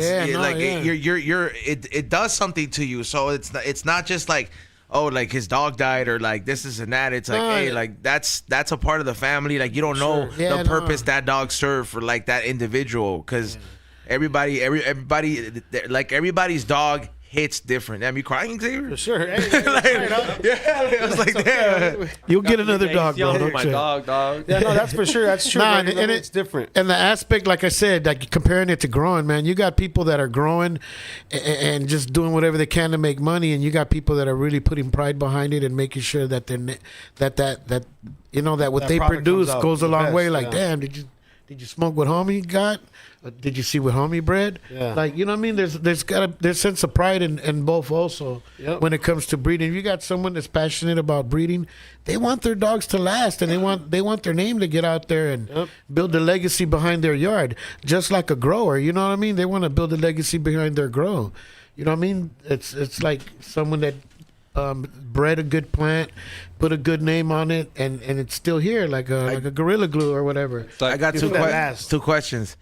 The first one, what is the most expensive dog, or like a rarest breed out there that like nobody is breeding, that you're just like, damn, this is unheard of? Because I remember going to the veterinarian and they would have the pictures of all the dogs, and then I would be like, where the like as a kid I was like, where the fuck do you even get this dog? And I was like, you can't find this in South Central walking around. Like, you know what I mean? Like, people put labels on all types of breeds of dogs. Just like we now. In my experience, the most expensive dogs are the fully trained dogs that are better than having a gun. so it's not the breed, it's what's behind the dog and what's. Can you get a cop dog? Guarantee? Yeah, You can buy one, You like can a buy- retired one, yeah, or like and you could take it to a school. You and the dog got to go to the school and learn how to Train, be all you yeah. could be. Some dogs might take longer than others. You feel me? But yeah, definitely having a dog that's fully trained for protection and and everything is probably it's priceless to have something like that. I've seen what it is and how it is to have something like that. You feel me? It's like having 6 bodyguards all at once taking care of your You know family. what? It's true, bro. When I remember that when I was like first starting in the industry, like you're getting like plugged and connected. I used to buy weed off this guy who used to be in. His name was John. He used to live at Runyon Canyon. He's been in the industry for a minute, and I remember that he used to always roll with this German Shepherd, bro. And this beautiful ass dog, and me, of course, like a novice in this shit. I'm like, oh look, the dog's almost like me, bro. This motherfucker was sniffing me for guns. This motherfucker was sniffing me to see if I had any drugs with me, like, you know what I mean, and all this shit. And that's very smart because obviously I'm going there to buy some shit from my boy. Yeah. But he don't know who he's bringing in the house, and then again the next man, like the dog might be like, hey, I smell a fucking gun, powder, you know, and then whatever, he might not make it seem alerted, and it might just make it easy for the homie or the person to be like, hey, you know what, something happened, we gotta go right now. Or And a lot of people, and that shit's priceless, bro. You can't put a price because a bodyguard is not a bodyguard's not gonna be like, woof woof, this fool has a fucking gun. Notification or something like that. I've seen seminars where one dog drops like 6 people, like you count to 3.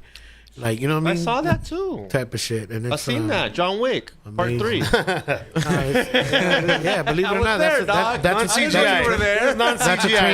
trained dog. That's like a killer dog, like not a killer dog, but a dog that's trained to do those specific things. Yeah. Damn. And a lot of people don't think it's hard. It's not hard anymore for you to take your hobby to another level with your dog. There's schools right now that you could go to. I'm gonna plug somebody. One of the homies is Presidential Canine. He's about to be the mayor. He wants to be the mayor of Hawthorne, and he's running.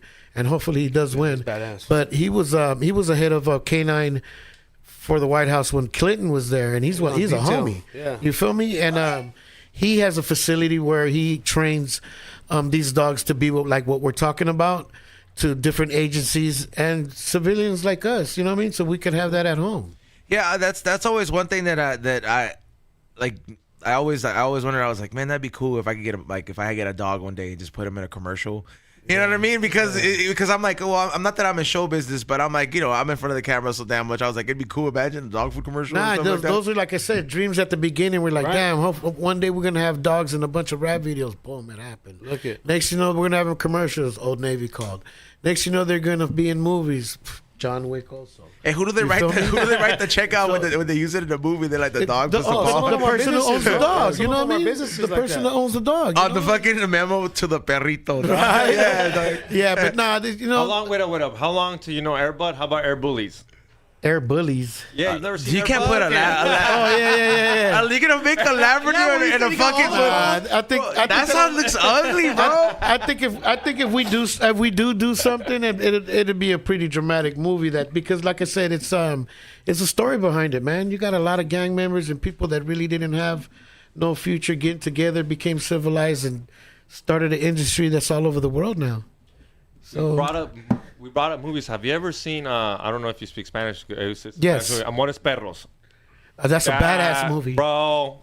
If you have any love for dogs, if you even like dogs, go watch this movie. Watch it. Plug. It's fucking Plug. Read the subtitle. I don't give a very fuck. old. It's The good. movie's probably over 20 years old, but it's an amazing movie. What kind of dog was Cujo? You remember that?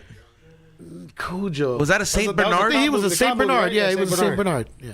Is that I don't ever see those dogs anymore, like, or just anywhere. Yeah. Like that's always been on like my list. Like, how rare are those dogs? Or is it they have too much health problems, or what is it? Who knows? But the thing is, like, you really didn't see him in the hood for me to be like, hey, that was something I grew up around. I only saw what I mean? the first time I ever saw a dog like that when I was little, I was like On TV, for me. on TV Beethoven, but then in real life, I remember going to Griffith Park and I was like, what the They fuck? got one. It was some white people. amazing. Yeah, Looking at it like, I went to go touch it, fool. I was like, my mom yeah. didn't want me to, and I was just like, look at the dog this expensive can't be mean. Basically, with the dogs we glorified were the dogs that we grew up around in the hood, which were like the bull terriers, pit bulls, Dobermans, you know what I mean, rots, stuff like that. Even boxers. Boxers here and there, for sure. but And I Definitely Chihuahuas. Chihuahuas for sure. well, Is there a Chihuahua show? No, they are in Mexico, but like No, for real? Like, oh, no way. Yeah, Mexico. bro, got they it, have for a sure. there's a state named Chihuahua, and it's dedicated that whole state to the dog. Oh, so they have Chihuahua dog shows out there? Yeah. Oh, dog, I'm gonna go document that. Hey, if one of the biggest arenas for dog wanna go? shows is Go in with him. Mexico. You know, the Cangofilia Yeah. of Mexico is one of the biggest sport dog show competitions, like just all in South America, man. It's just something serious over there. Yeah. Yeah, it's another sport, bro. It's Yeah, like you got to competition remember what we're levels, like, doing and having fun way with higher. here. Yeah. Some people, when you go to the shows, you'll see the same environment, but when it's times for showtime, you see the seriousness. Yeah. It's like, oh shit! It's like they hired professional handlers to be in the ring with their dogs to win. win, yeah, You feel me? to Some people compete. really take the sport to another level because it's what it is. You know what I mean? It's like any sport. You want to win. Oh, yeah. You want to win titles. What makes a champion dog in these competitions? Like, what is the criteria? Like, for the people that have no clue, Yeah. what is this judging based on? Like, Okay. what makes that champion dog? Is it like, hey, this fool hooked him up with an extra 10 pounds and below, you know, or That's like, right. and sorry to interrupt you before you start. And it's different for every dog, right? Because I'm guessing. well, for his dog, Yeah, I was gonna get to that. So there's a standard for every dog. Right. All right. So there's a written standard to, say, for instance, the American Bully. And in the American Bully, there's different categories of American Bully. There's a standard for the pocket. There's a standard for the mini.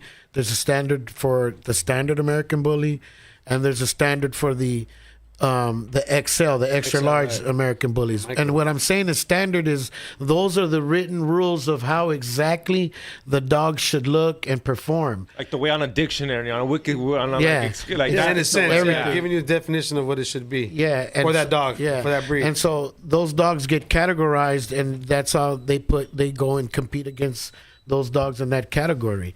One of the things is that a lot of people don't know what category their dogs belong in, and so when they sign up and they see like Tiffany on the registering table, she would refer them to the judge. The judge will measure the dog and categorize the dog in the correct category so it has a chance to win. And when they go in there in the ring, the judge is judging them based on which dog represents the standard the best, which dog's performing the best. And those dogs accumulate points. They don't just become champion that day of the show. Yeah, no, they doesn't gotta work accumulate. like They got to that. work for that. So, for instance, Best in Show will win 50 points. Now he needs 200 more to go. You know what I mean? Say he wins second place or whatever. He won 5 points. Or you accumulate points at the beginning up to 250 points with the International Bully Kennel Club to get a champion title. So, for instance, the name of the dog isn't just the name of the dog. Now his name is Champion Scooby, not just Scooby.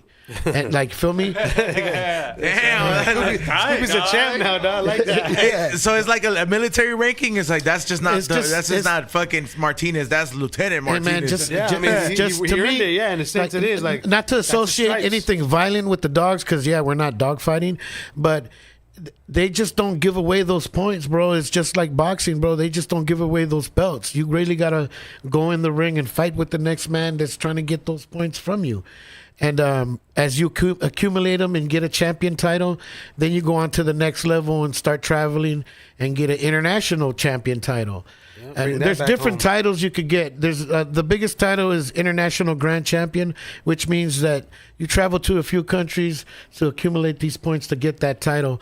And that's something to be very, very proud of, and bragging rights, because not anybody could just achieve that. What's the okay? Let's say I have. was that the most prized thing to go after? Yeah, to go after no, for, yeah. for your dog. But Yeah, like, of let's say course. let's say I have a nice standard bully, right? Uh-huh. It's pretty good. It's 150 points, right? Yeah.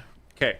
I don't know how much his puppies go for, but let's say a grand, like the El Mero Chingon. What are we talking on different price? We were like, yo, dude, like this, we're talking like elites, like the Elon Musk something, only can yeah, buy. Prince something Yeah. wants these dogs. That's- like, that's- goes, man, okay. like, this isn't for the regular common. Saudi Arabian prince is hitting you Yeah, up. with this yeah, shit. yeah, there we We've been out go. there. We've been out there for Yeah. sure. Has that happened? Has that happened though? Did you see his face? He was. I was like, yo. He looked at me. I was like, We've done that. Hey, check this out. yeah. One time he No had way. He had a dog out there in one of those areas, let him say. But Shout outs he to had- Riyadh because we throwing a Riyadh, dog yeah, show there it with is. So, the government of Saudi he Arabia. had a dog, next right? year. Damn, dog. Yeah, straight up. Fucking perritos, dog. Yeah. Someone out of nowhere, it was a prince too, just like offered him. I think it was like I'm much to say like I think he said like $100,000. It ended up being like $100,000 Yeah. for his dog, but he was like, this dog's not for sale. Like, and it was like That fool took it as a he upped it challenge. up. Yeah, Exactly. yeah. Yeah, he took it as a challenge. He upped it up like to the net, and he was like, nah, like it's not for sale. So, but it's like exactly like you said, It's like, then they you want make me one. They want what you don't want. You know, Yeah, they want what yeah. they can't have, like you said. So, but It's like that. It's Yeah. That's just like some rich ass shit food. Like rich fools, like super rich ass fools. That's how they think. They're like, Nah, if you gotta remember, there's been some real normal people. In some instances, there's been some regular old dudes that got a regular old job. That all of a sudden they got a stud that's giving them 5 racks twice a week for about 2 years. ROI, Shit baby. like that. You know what I mean? Or like I said, you know what I mean? They produced a dog that's producing badass dogs. Some of these dogs are like hitting the lottery, bro. Sometimes Like, you know what's- you'll get a good wave of few thousand breeders across the world. and not buying many sperm from you or buying puppies from you, bro. not many people will be breeding certain dogs, bro. Like for example, like an Armenian bunker or Gumper. I'm sorry. Yeah. Those motherfuckers, you don't see them that often, but like people that know, like originally where they're from, they'll pay top dollar for him because that is a hell of a guard dog. Yeah, no, Yeah, for like real. that Some shit is- dogs are superly bred. That shit is for huge, that dog. reason, Like yeah, those yeah, things yeah. are huge. Like Some dogs have been generationally bred to do a job to where as right when they're born and right when they're big enough, they don't need training. what are some of those breeds that you can name off the top? Just for the a people lot of that the watch? shepherd dogs that take care of animals. A Those rat dogs, terrier. A rat terriers instinct. They love that. Those You they can love kill buying. you can kill a squirrel. love biting. You can kill a squirrel. They're, Go they're get it. probably they're probably as good as hunters as cats. Yeah. Yeah. Oh Rat damn. terriers, bro. They're Yeah. going. You just They'll kill get them in, and burrow, they'll yeah. go and get it for you. They'll go Yeah. up in trees and go get this thing for you, dude. So any of the shepherds? There's huge rat terrier clubs in New York that just they go all at it out there. In the Yeah, buildings. getting rats. You've seen the Yeah. doc. You just probably forgot. You're probably high as fuck. Yeah. It's his. Not Look at probably, probably not. My He bad. I was man. high too. No, I'm not hating, but we watch documentaries a lot. It's a vice doc where they're. Oh damn! I see this shit all the time, bro. I told you. Yeah, those dogs do a good job. take 'em the to Was Jordan. community. Wishbone one of these from like KCET? Like, Thank God we don't got problems like that, like Yeah. on that side over here. But Yeah, no, their people just go out there and go kill rats in New York. Dog. yeah, Like, there's as a hobby. lot of There's an clubs. abundance There's a of lot of rats clubs. up there, Yeah, so shit. they get Gotta get together rid of and they let the dogs out to And they go love get it. the rats. The dogs are static, bro. It's their I thing. trip It's out their on how big the rats are. Yeah, that's what I trip out on. I'm like, is anybody like saying anything that's not normal anymore? Like, they're not a regular rat anymore being that big. They're almost as big as the damn dog getting them. Hey, you remember when they said that a dog can get COVID? Yeah, I heard about Can that. actually get the vaccine? I'll take mine in right now. you're just gonna kill it, fool.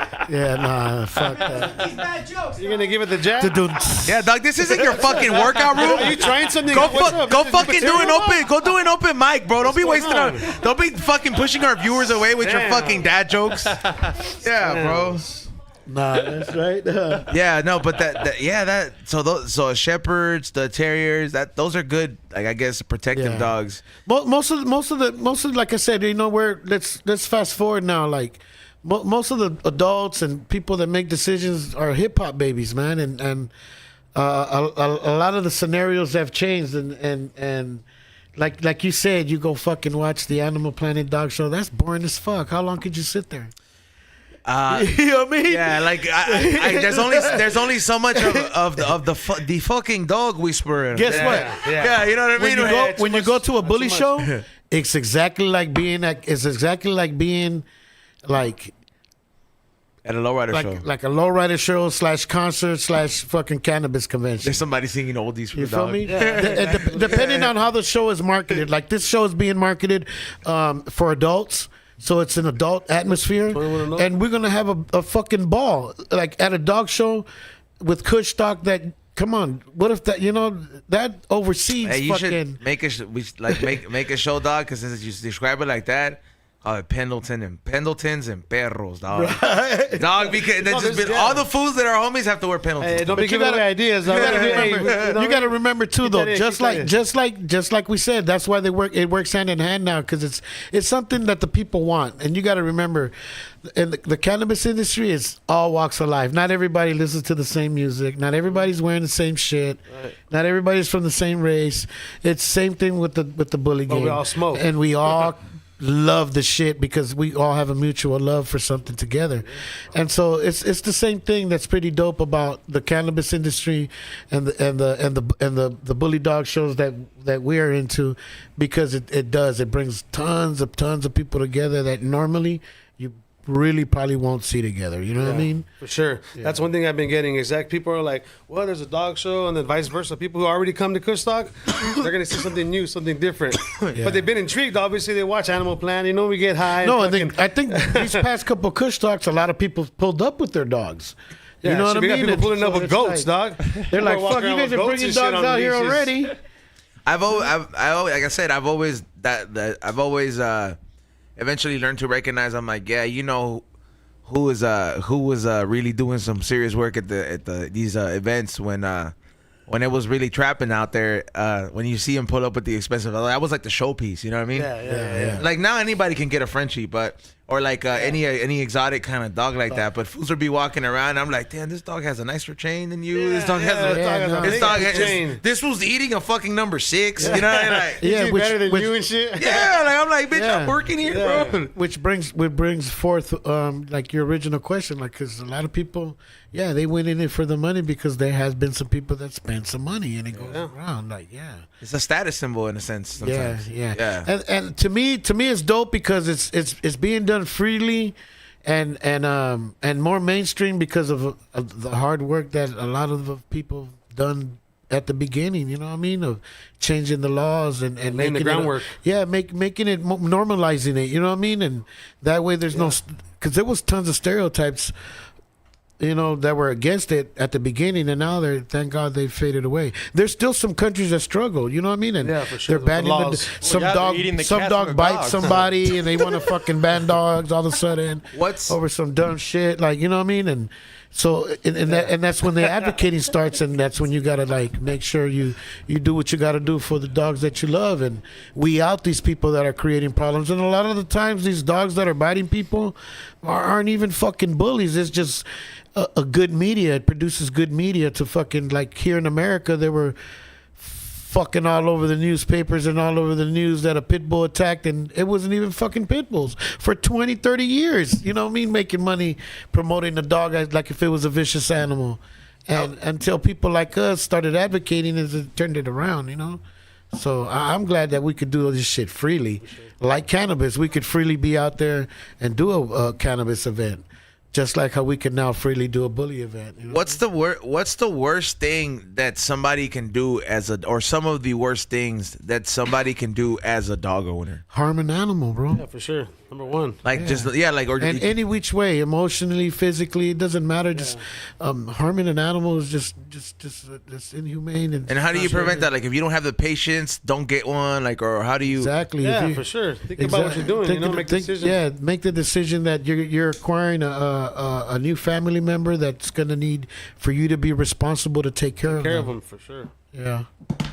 Yeah, there you go. For everybody out there who thinks that a dog is, As easy as not. yeah, Yeah, it is. if you think growing is easy, you're gonna same shit. You're gonna have to be a responsible motherfucker and be able to fucking take care of those plants, just Invest like your these time, dogs. invest money. Yeah, For sure. straight up.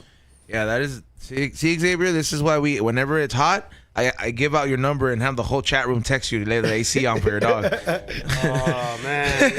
He's ready to Swear, go. dog, I'm gonna come in with my bill next time, and since if it's high, you guys gonna pay for half of it, motherfucker. Shit's high. That AC's high for that English bulldog. Full fucking sweats in his sleep. Yeah, dog. That's dope that he's loved by you, though, bro. That's dope. That's good. You pay electricity bill for him. Well, he That's gets good. groomed. I wish he made you a better person. Yeah, no, it's a good thing, man. Cannabis and what we're doing with the dogs, it's something that's brought maybe a lot of families, to be stable. You feel me? And so it's a dope situation to be able to promote Kushstock. Are people gonna be able to buy a dog at Kushstock if they show up? Like if people are watching out there, They have before. Yeah. Okay, so somebody out there who's like, I've been waiting for this moment. I know somebody personally that was at Kushstock last year with a wagon with puppies and went home with no dogs. Sold them at Kushstock. Okay, so there you go, ladies and gentlemen. Yeah, so And people out there, you have to consider this. Why would you not go October 26th, right? There's going to be No, thousands. So why would you not go? You get 26. a lot of vendors that are known in the cannabis industry that have been around for years, like some OGs in there. You're going to be able to purchase and consume. There's live entertainment, anything from like, I don't know, like the wrestling, from what is it? They have actual headliner concert. Yeah, they got something for everybody pretty much. You got a dog show. You can go get a pet. You can actually get like a family member, not just a pet. You can actually get a new family member and leave there with the new flavors.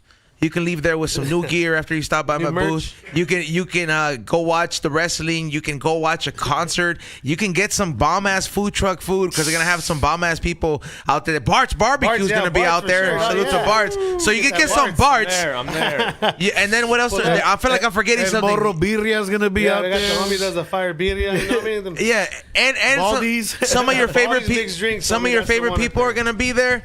We're gonna be live streaming there. I mean, for sure. Like we're gonna be documenting stuff on there. So I'm just letting you know. And the best part about it, the cherry on top is you're like, oh, I'm on a budget. Yeah, I don't got no money. Like all you need is gas money, bro, and a way to get there. Carpool with some of your homies because it's fucking free, bro. Yeah, everything's free on the entrance, bro. You can even get I think the Dr. Casey, we're gonna give away some VIP tickets. Yeah, for sure. He said for sure we're gonna do that. Give away a couple pair of VIP tickets. Okay, so we're gonna do this for the super chatters because we're gonna read the super chats right now. If you want to get entered, let's give away 2 pairs of 2. How about that? Two, yeah, for so sure. 2 of 2, and then also to the VIPs. They come with obviously goodie bags. Okay, so quite a bit of product for you. You and somebody, I'm saying there's gonna be 2 people that are gonna have a +1. So you and somebody are gonna get hooked up. So be careful. Think about it now. Who you're gonna invite if you're super chatting to get entered? Because I'm gonna put your name in the raffle right here. And make sure there's still hotel rooms nearby. If you don't want to stay in Adelanto, there's other places nearby. So you can just make that drive. But there's no reason. If you're watching this show or if you're in this industry, why you shouldn't go? Even if you're an animal lover, there's a reason to go. If you're a weed lover, there's a reason to go. If you're a music lover, there's a reason to go. If you want some new fucking gear, there's a reason to go. Get high, bring your dog. Don't forget your leash, though. To all the fat homies, there's going to be tons of different food to eat. Fire. So. Okay, and you said don't forget your leash, bro. That was one thing too. That's one of my biggest fucking pet peeves. Leash and pick up after your dog responsibly. For sure. Those, Fuck with you look like the type. Yeah, no, for sure. You know what I mean? I go next door, shit in the neighbor's yard, and run. Oh man, Xavier activities for sure. I make sure they don't have a ring camera. I'm not that stupid. Yeah, for sure. And then he's like, then I take a shit too. So yeah, definitely be responsible and pick up after yourself and your dog. After yourself and your dog. And your dog. Yeah, it's gonna be a good time. I'm definitely gonna be setting up there. Check for the big ass High and Hungry booth. I got I got the Pro Pens and I got a gang of new merch. It's gonna be a good time. Also, too, if you're gonna be going to PuffCon this weekend, I will be there as well. We'll be vlogging it.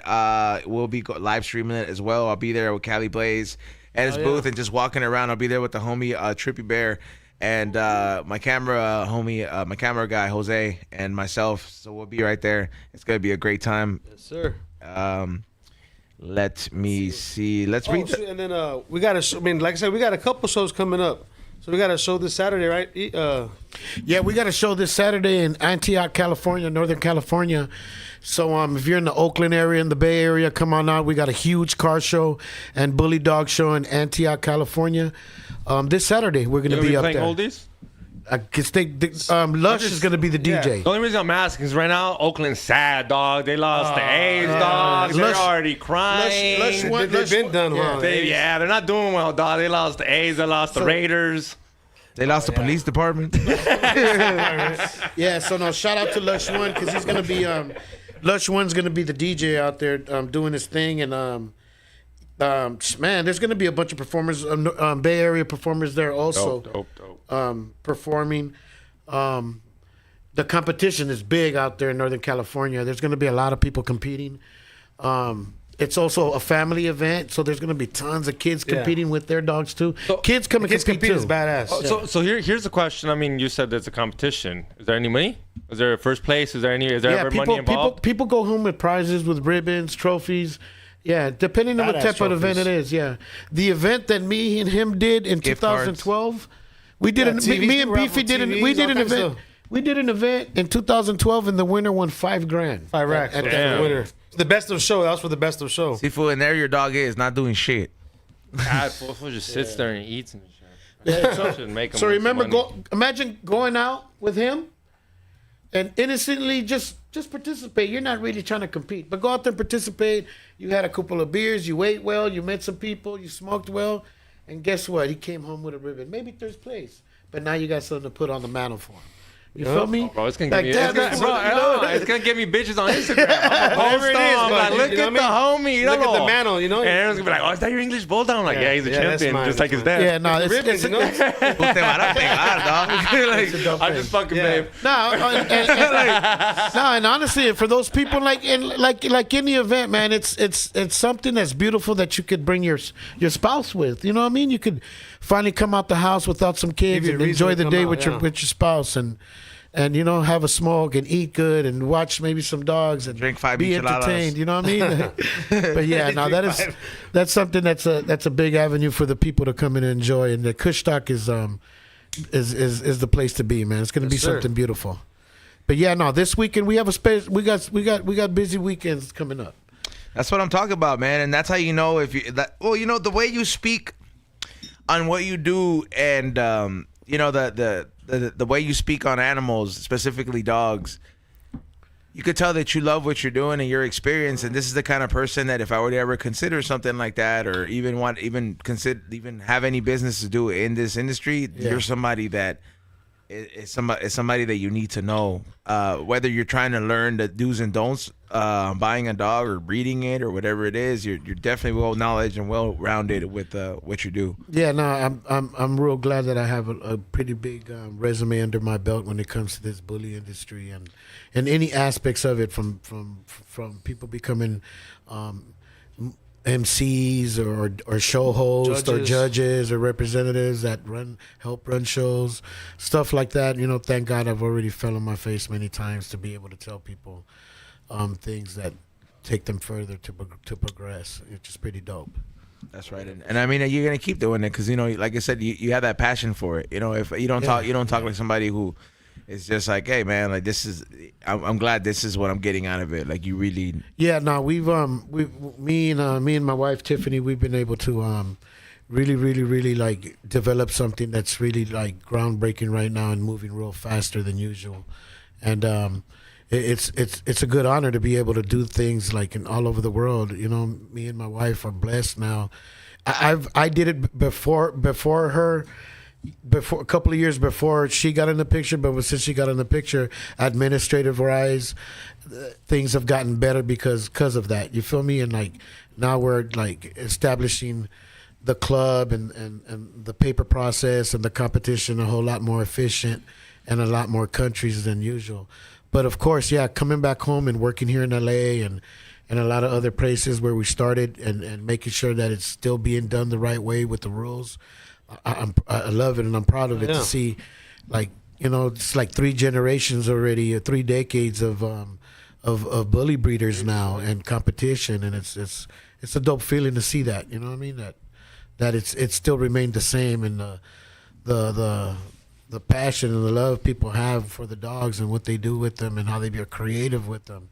They've started clothing lines, merchandise things with these dogs. Just endless amount of things they've done with their hobby of dog breeding. You feel me? Outside of just breeding dogs. Yep. Yeah, so it's like it's pretty dope. It's pretty dope industry. I mean, hey man, that's you gotta love what you do, man, and like you're definitely talking it and walking it. No, shout out to everybody in Spain. We're gonna be there on the 5th. They're big cannabis lovers too, man. All the homies in Spain. Yeah, Spanibus is big out there. Yeah, so they're going to be watching this. So fucking saludos a todos en Madrid. Los vemos en el 5 de octubre. Los miramos en el evento. So Yeah. So you go to all these competitions, right? Do you I don't get to go to all of them, but I do go to a lot do you of them. take Oh, your- 100-something countries I is a know. lot. Fool. Like, yeah. But do you take your puppy with you? Do you go solo? Nah, I'm not a- Like, nah, solo no, dolo. no. A veces se lo traes, man. Maybe sometimes. He's not really doing. He's not in competition. No Me, more. I'm the only person I bring is my best friend, my wife, and then because we get to work and we enjoy ourselves doing it. And other than that, man, we're not allowed to bring dogs. You got to remind you, I can't ever compete. You know, the judges. Yeah. I'm the Conflict of president of interest the type shit. of the club, and the judges are under me. So if my dog's winning, it's probably gonna upset some people. You know what I mean? So, but yeah, no, it's we don't do that. And you got to remember, I've been doing it for a while. And thank God I've produced also a lot of great dogs that are abroad, and my bloodlines are in a lot of countries already. So when I see a lot of these dogs that were bred with my bloodline, it's like Kinda me like your seeing, grandkids, huh? You're yeah, like, it's hey, like look at seeing my my little own blood out grandkid. there. So like shout out to a lot of people that are still using our blood and creating even better dogs and competing and winning. Yeah, for sure. It's pretty Hell dope. yeah. Hey man, let's get into these super chats. Once again, the people who are super chatting, you're gonna be entered to win a pair of tickets. Two of you guys are gonna get a pair of tickets with the VIP. I guess the VIP goodie bags and all the works with the VIP Kushstock tickets. So make sure you guys are following the homies.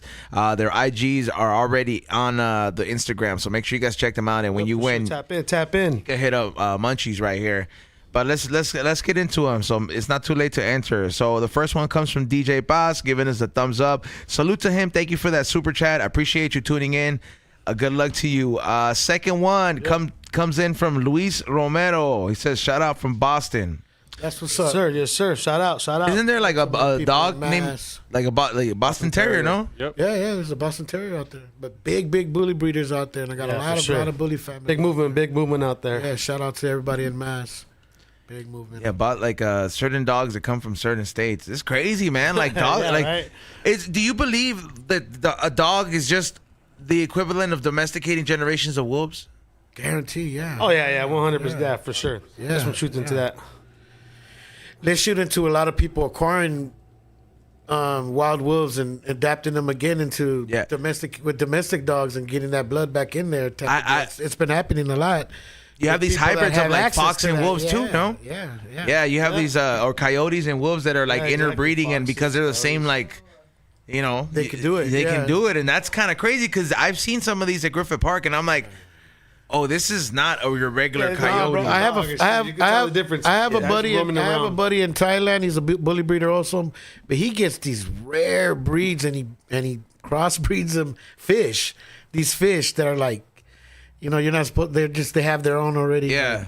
And he makes some crazy fish just crossbreeding them. You know, Damn, It's like- crossbreeding fish. Wow, that's a whole nother level right there. Damn. Yeah. So basically, it's like with any breed of animal, like It's like the reptiles. The reptile game is crazy with the crossbreeding, like how they have patterns on certain reptiles, too. snakes. snakes, and Snakes. just like dogs. Some of these snakes are super expensive. They're not like Not super. Hell yeah, they're $20,000 and $30,000 for some of these exotic animals that not anybody, and they become like that because not everybody can produce that.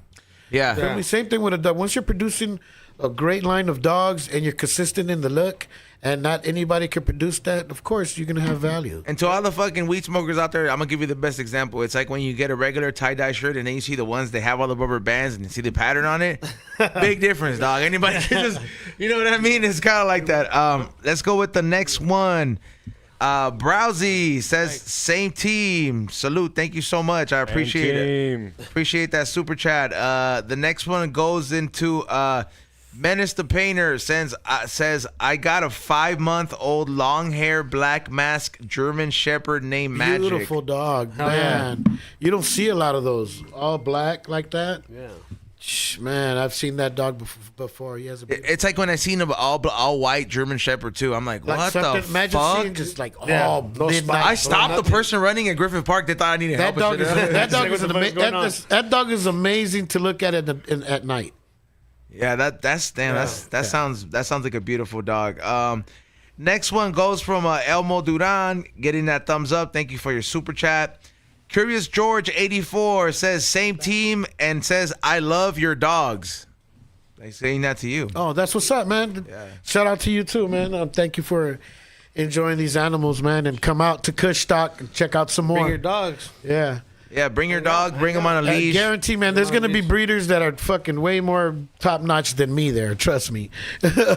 Yeah, I'm not the epitome of this dog game. There's thousands of people that are producing amazing dogs right now, and some of those will be at Kushstock. So you guys come check them out. I really would like to see some crazy stuff at Kushstock because I love dogs and I love just animals. Period. Like this fool knows if I ever. I'm like one of these fools, dog, that like if I see like I'll end up with so many pets because I'm like, God, don't let me run into an injured animal. You try to keep. Yeah, no, of course. Yeah, I think with any human being with a little bit of passion, you know what I mean, for the animals, of course. Yeah, man, you're gonna try to do something. You're gonna Try to breed a squirrel, not breed, but you try to keep a squirrel. I didn't keep a squirrel, fool. That's Rock. Rock has had the best. Oh yeah. No, we I know a dude that had a raccoon. Well, Right, like as a pet. This motherfucker taught his raccoon all kinds of crazy stuff. It's crazy. A raccoon would be a crazy domestication. Yeah. Next one comes from Frostman. Says cats and / dogs are cool. All love. He's right. Hey, show love to all the dogs and cats. Next one comes from Tejas Terps. I'm gonna have to do the accent on this one. They're eating the cats. They're eating the dogs. That's what. Right. Thank you, Tejas Terps. Shout out to everybody in Texas. That's what it is. That should trip you out for you. Like I ain't selling no dogs in Springfield. Fuck that. Like, a dog ain't going to Denver Shout out to Killer Noise. He's in Springfield. He's a badass dog breeder for a lot of years, man. And he's still producing badass dogs. He's in Springfield. Shout out to him. Lock him up. The dude. Next one, Frostman says those dogs look like they're having fun. All those dogs, the dog shows, they do look happy though. Fuck yeah! Imagine all week you're just at the crib, and next thing you know, you're a bunch of people and other dogs. Yeah, for There's sure. You get to music make and- homies with other dogs. Yeah, you know what I mean? Like, man, it's You're in your environment. You got to remember now. That's another thing that we never had back in the days. We never had anything for us to bring our dogs out like that, and now we do. You know what I mean? Now you could bring the dog out, and you don't necessarily have to be competing or trying to be a breeder, but you could come out there as a family and, you know what I mean, congregate and have a great time with your dogs. Now this is dope. That's what I'm talking about, bro. That's what it should be about, Every time bro. I've had dogs, every time I smoke, shit, they're trying to be around me.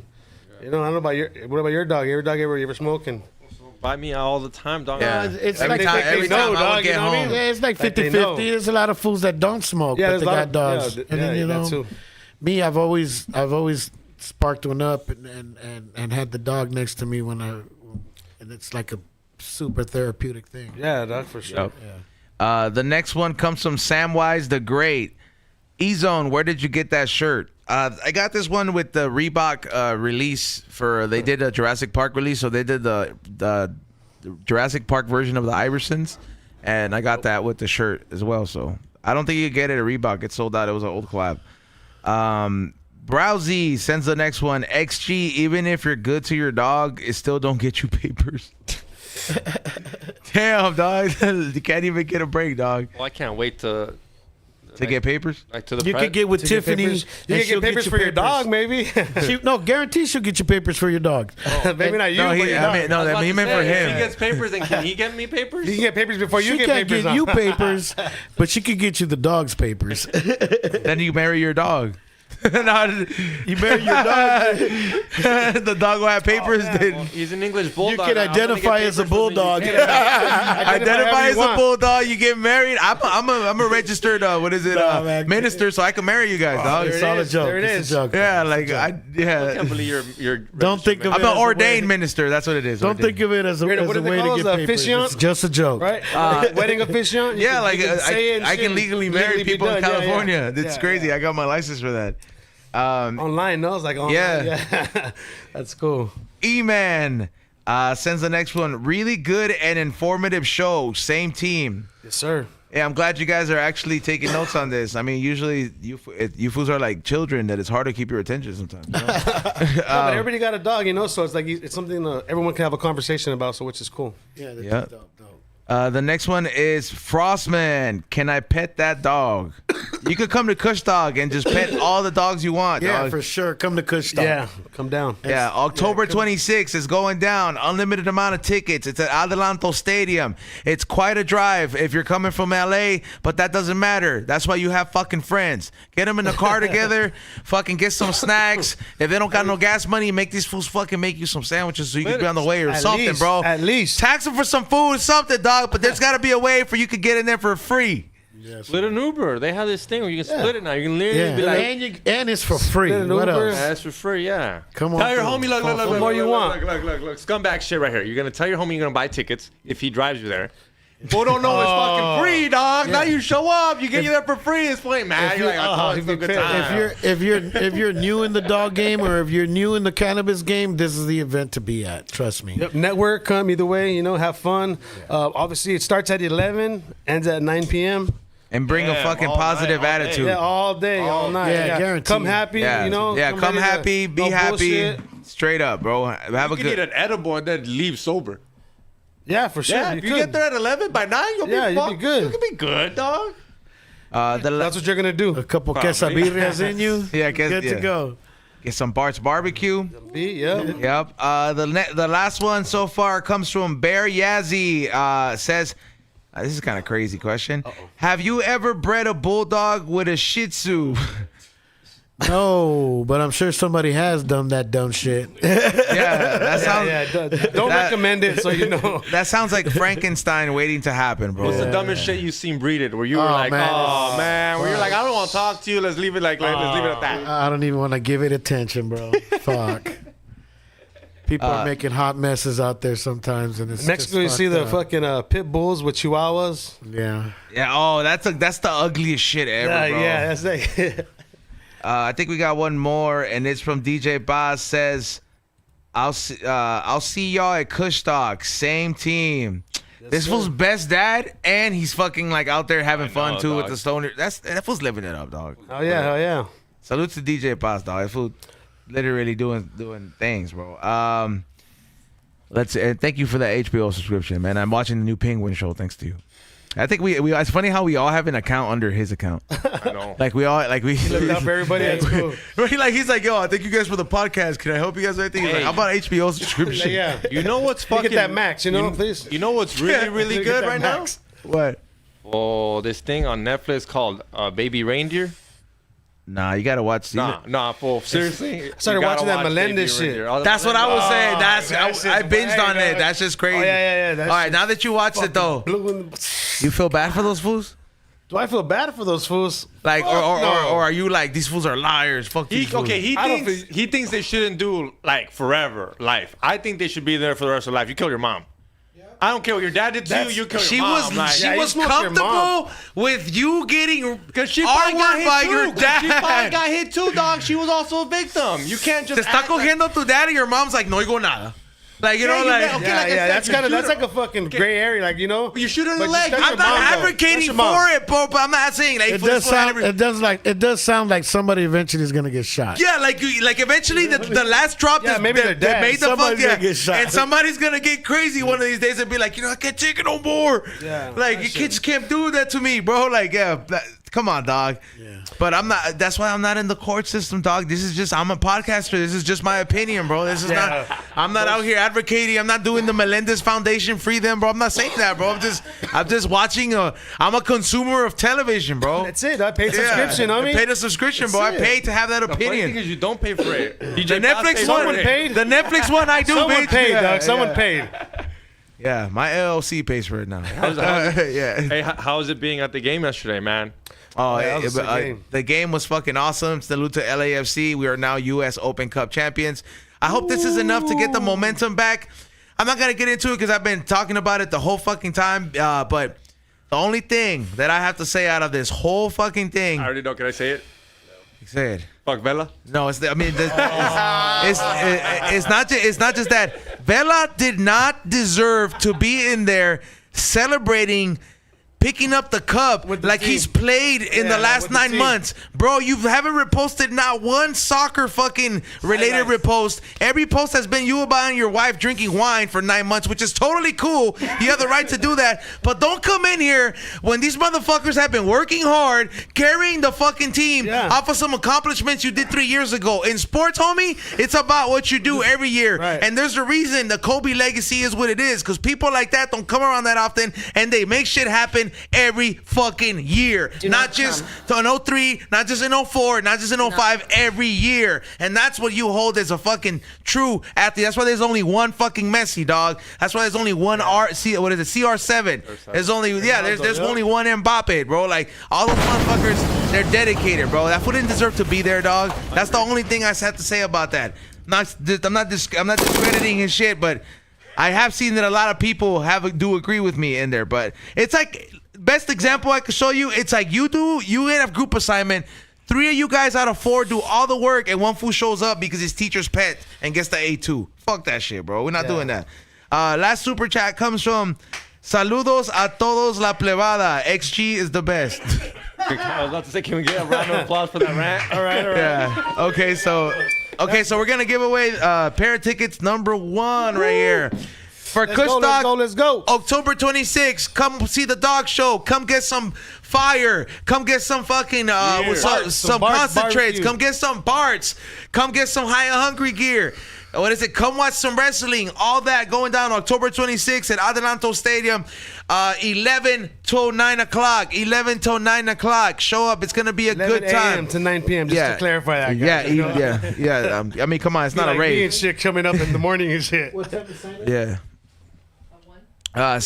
Bring dogs will be signing up to compete at 1 o'clock. Yes. There you go. You can bring your dog. Finally, give him that wash that he needs. What time does the show start? Dog show. A few hours after, depending on how many dogs are like around competing. 3 o'clock. So 1 to 3 registration. Show starts at 3. And knowing Dr. K, that prize comes with some kush. Like, It's good. we got these inaugural trophies that we're doing. Ribbons, obviously with Kushstock on them. So it's gonna be really dope. Like I said, so come on out, hang out, celebrate, and smoke for sure. Yeah. Yep. Let's go with winner number 1.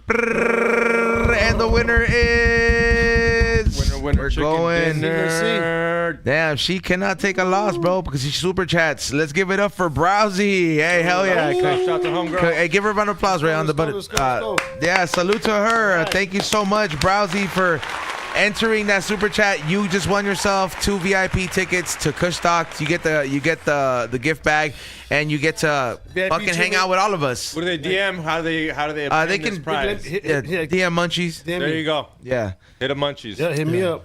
Yeah, and I follow both of these guys. I tagged all the pages on there. That's what I tagged these people for. It's not just to make the caption look cool, right? Fucking, if you guys enjoy the show, follow these fools because Not only that, register your dogs before the show. You could register and hit up Miss Bully T or the IBK or online to the IBKC registry website. Make sure your dogs get registered, and not only to compete, just make sure you have the proper paperwork when you need it for your dog. If you have questions, if you have questions about your dog or paperwork or wherever we're talking about, or up and coming events, just hit up the IBKC office. Like, where's the paperwork? yeah. Yeah, no, for sure. It's a big deal when it comes to this industry.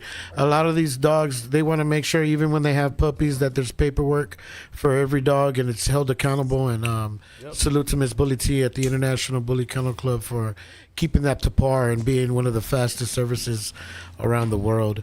So straight up. Like I said, check them out and find out more information if you guys I caught your interest with this episode on here. Let's go with the winner number 1. First place for the 2 tickets, VIP tickets to Kushstock. Let's see who the winner is from the super chats. Round around it goes. Where we'll stop, nobody fucking knows. Who is it today? This is how you know he's a good dad. Oh, yeah. This is how you know. This is how he deserves it. He deserves it, dog. Because he be posting like he be taking his kids to some cool ass places, and I'm just like, hey, fool, if you're really a good dad, you're gonna stay getting rewarded, and this is a clear example. So for sure, blessing. DJ Paz, you're probably going anyways, but now you're going VIP VIP status. You gotta wait in line, VIP, walk in the gate. You know what I mean? Get that free goodie bag, free smoke, and Head over to my booth. you know, go grab some High and Hungry merch. Either way, come out is free. Yeah, it's gonna be a good time. Thank you so much to everybody who contributed to super chats. I do want to thank our guests for coming on, Munchies and Memo Loc. Thank you. For looking out for having us. Yeah, for sure. Thank you for having Can both us. of you guys shout out your you go first, Munchies? Shout out where can they follow you at, and where can they claim the prize, and for any information for Kushstock, or what can you help them out with? Yeah, for sure. So it's gonna be at Kushstock, and then IBKC, and then cannabis. Everything's spelled just like that correctly. Tagged on the We Don't Smoke the Same page as well. Yep, for sure. Yeah. And then you can hit up _IBKC_ on the Instagram, or you could go to www.ibkcregistry.com for your registration needs. And shout out to everybody that's involved with the Kushstock and all the other events that we got going on. Shout out for to sure. everybody in Shout Hawaii. We'll see everybody there on the 12th. Shout out to todos en España. Los vamos a mirar. En una semana, yeah. Yep, and then shout out to all my Bay Area peoples. We're gonna see you guys this weekend. It's gonna be something lovely, and you know what I mean. And shout out to Miss Bully T and all her hard work, Yeah, for and sure. all the Shout outs to T. administration around the world that's working hard right now, man. Salute to everybody. Shout out to the bully community in general. Everybody in out general there, you know, that's out there showing their dogs and being positive in the public. Shout out responsible to you guys. for sure. Yeah, man. Don't get no dogs if you ain't ready for it, bro. It's a responsibility. It's not a walk in the park. Yeah, and don't start growing if you really don't know how to grow. Yeah, we got enough. We got enough bad weed out there today. Don't grow if you don't know how to. Make sure you got. Thank you, Ray, for running the boards, Morning Shop Films, and Morning Real Podcast. Make sure you guys check him out in his podcast as well. Xavier, shout outs. You're gonna be at what, Skankfest? Hit the like button, subscribe. I will be at Skankfest. I will be vlogging that for you guys, so you guys will get a little video of me at Skankfest with We Don't Smoke the Same flag in the air. But you already know. Hit that like button, subscribe, and yeah. Yes, sir. Once again, thank you so much. We do have a closeout coming up by Rock Sampson, so make sure you guys. It's already taken care of. So he's down there preparing. So. Yeah, so make sure you guys, stay tuned for that closeout by Rock Sampson. I know some of you guys enjoy it. You guys have sent me videos of you guys just smoking that last joint, talking about great show, dog, which I appreciate it. You know what I mean? Like, but you guys are like, just listening to the beats. So make sure you guys follow Rock Sampson as well. Thank you, Rock, for all that you do with the beats. Thank you, everybody, for tuning in. Hit that thumbs up, subscribe. Remember, at 1,000 subscribers on my Flavors by Ease on YouTube, we're gonna smoke out the smoke box. What is it, Ray? But we don't smoke the same crew. We're gonna smoke it out, and we're gonna go live, and we're gonna do it for the channel. So make sure at 1,000 subscribers on the E Zone page. So make sure you guys check that out. Also, there's a end of summer sale going on my website at highandhungry.shop. There's some stuff being slashed down still, and there's stuff being restocked as well, and making room for the new stuff. So the new drop should be out by next Monday. Hats up there yet? Yeah, they're already restocked. Okay. And as well, follow High and Hungry TV. There's a lot of new merch behind the scenes there as well. And with that being said, we'll see you guys on Wednesday. And follow the Patreon. Join the Patreon. There's a lot of new stuff coming up there, especially now with the live stream. So with that being said, we'll see you guys on Wednesday. Peace out. Have a good weekend. Be safe. Thanks.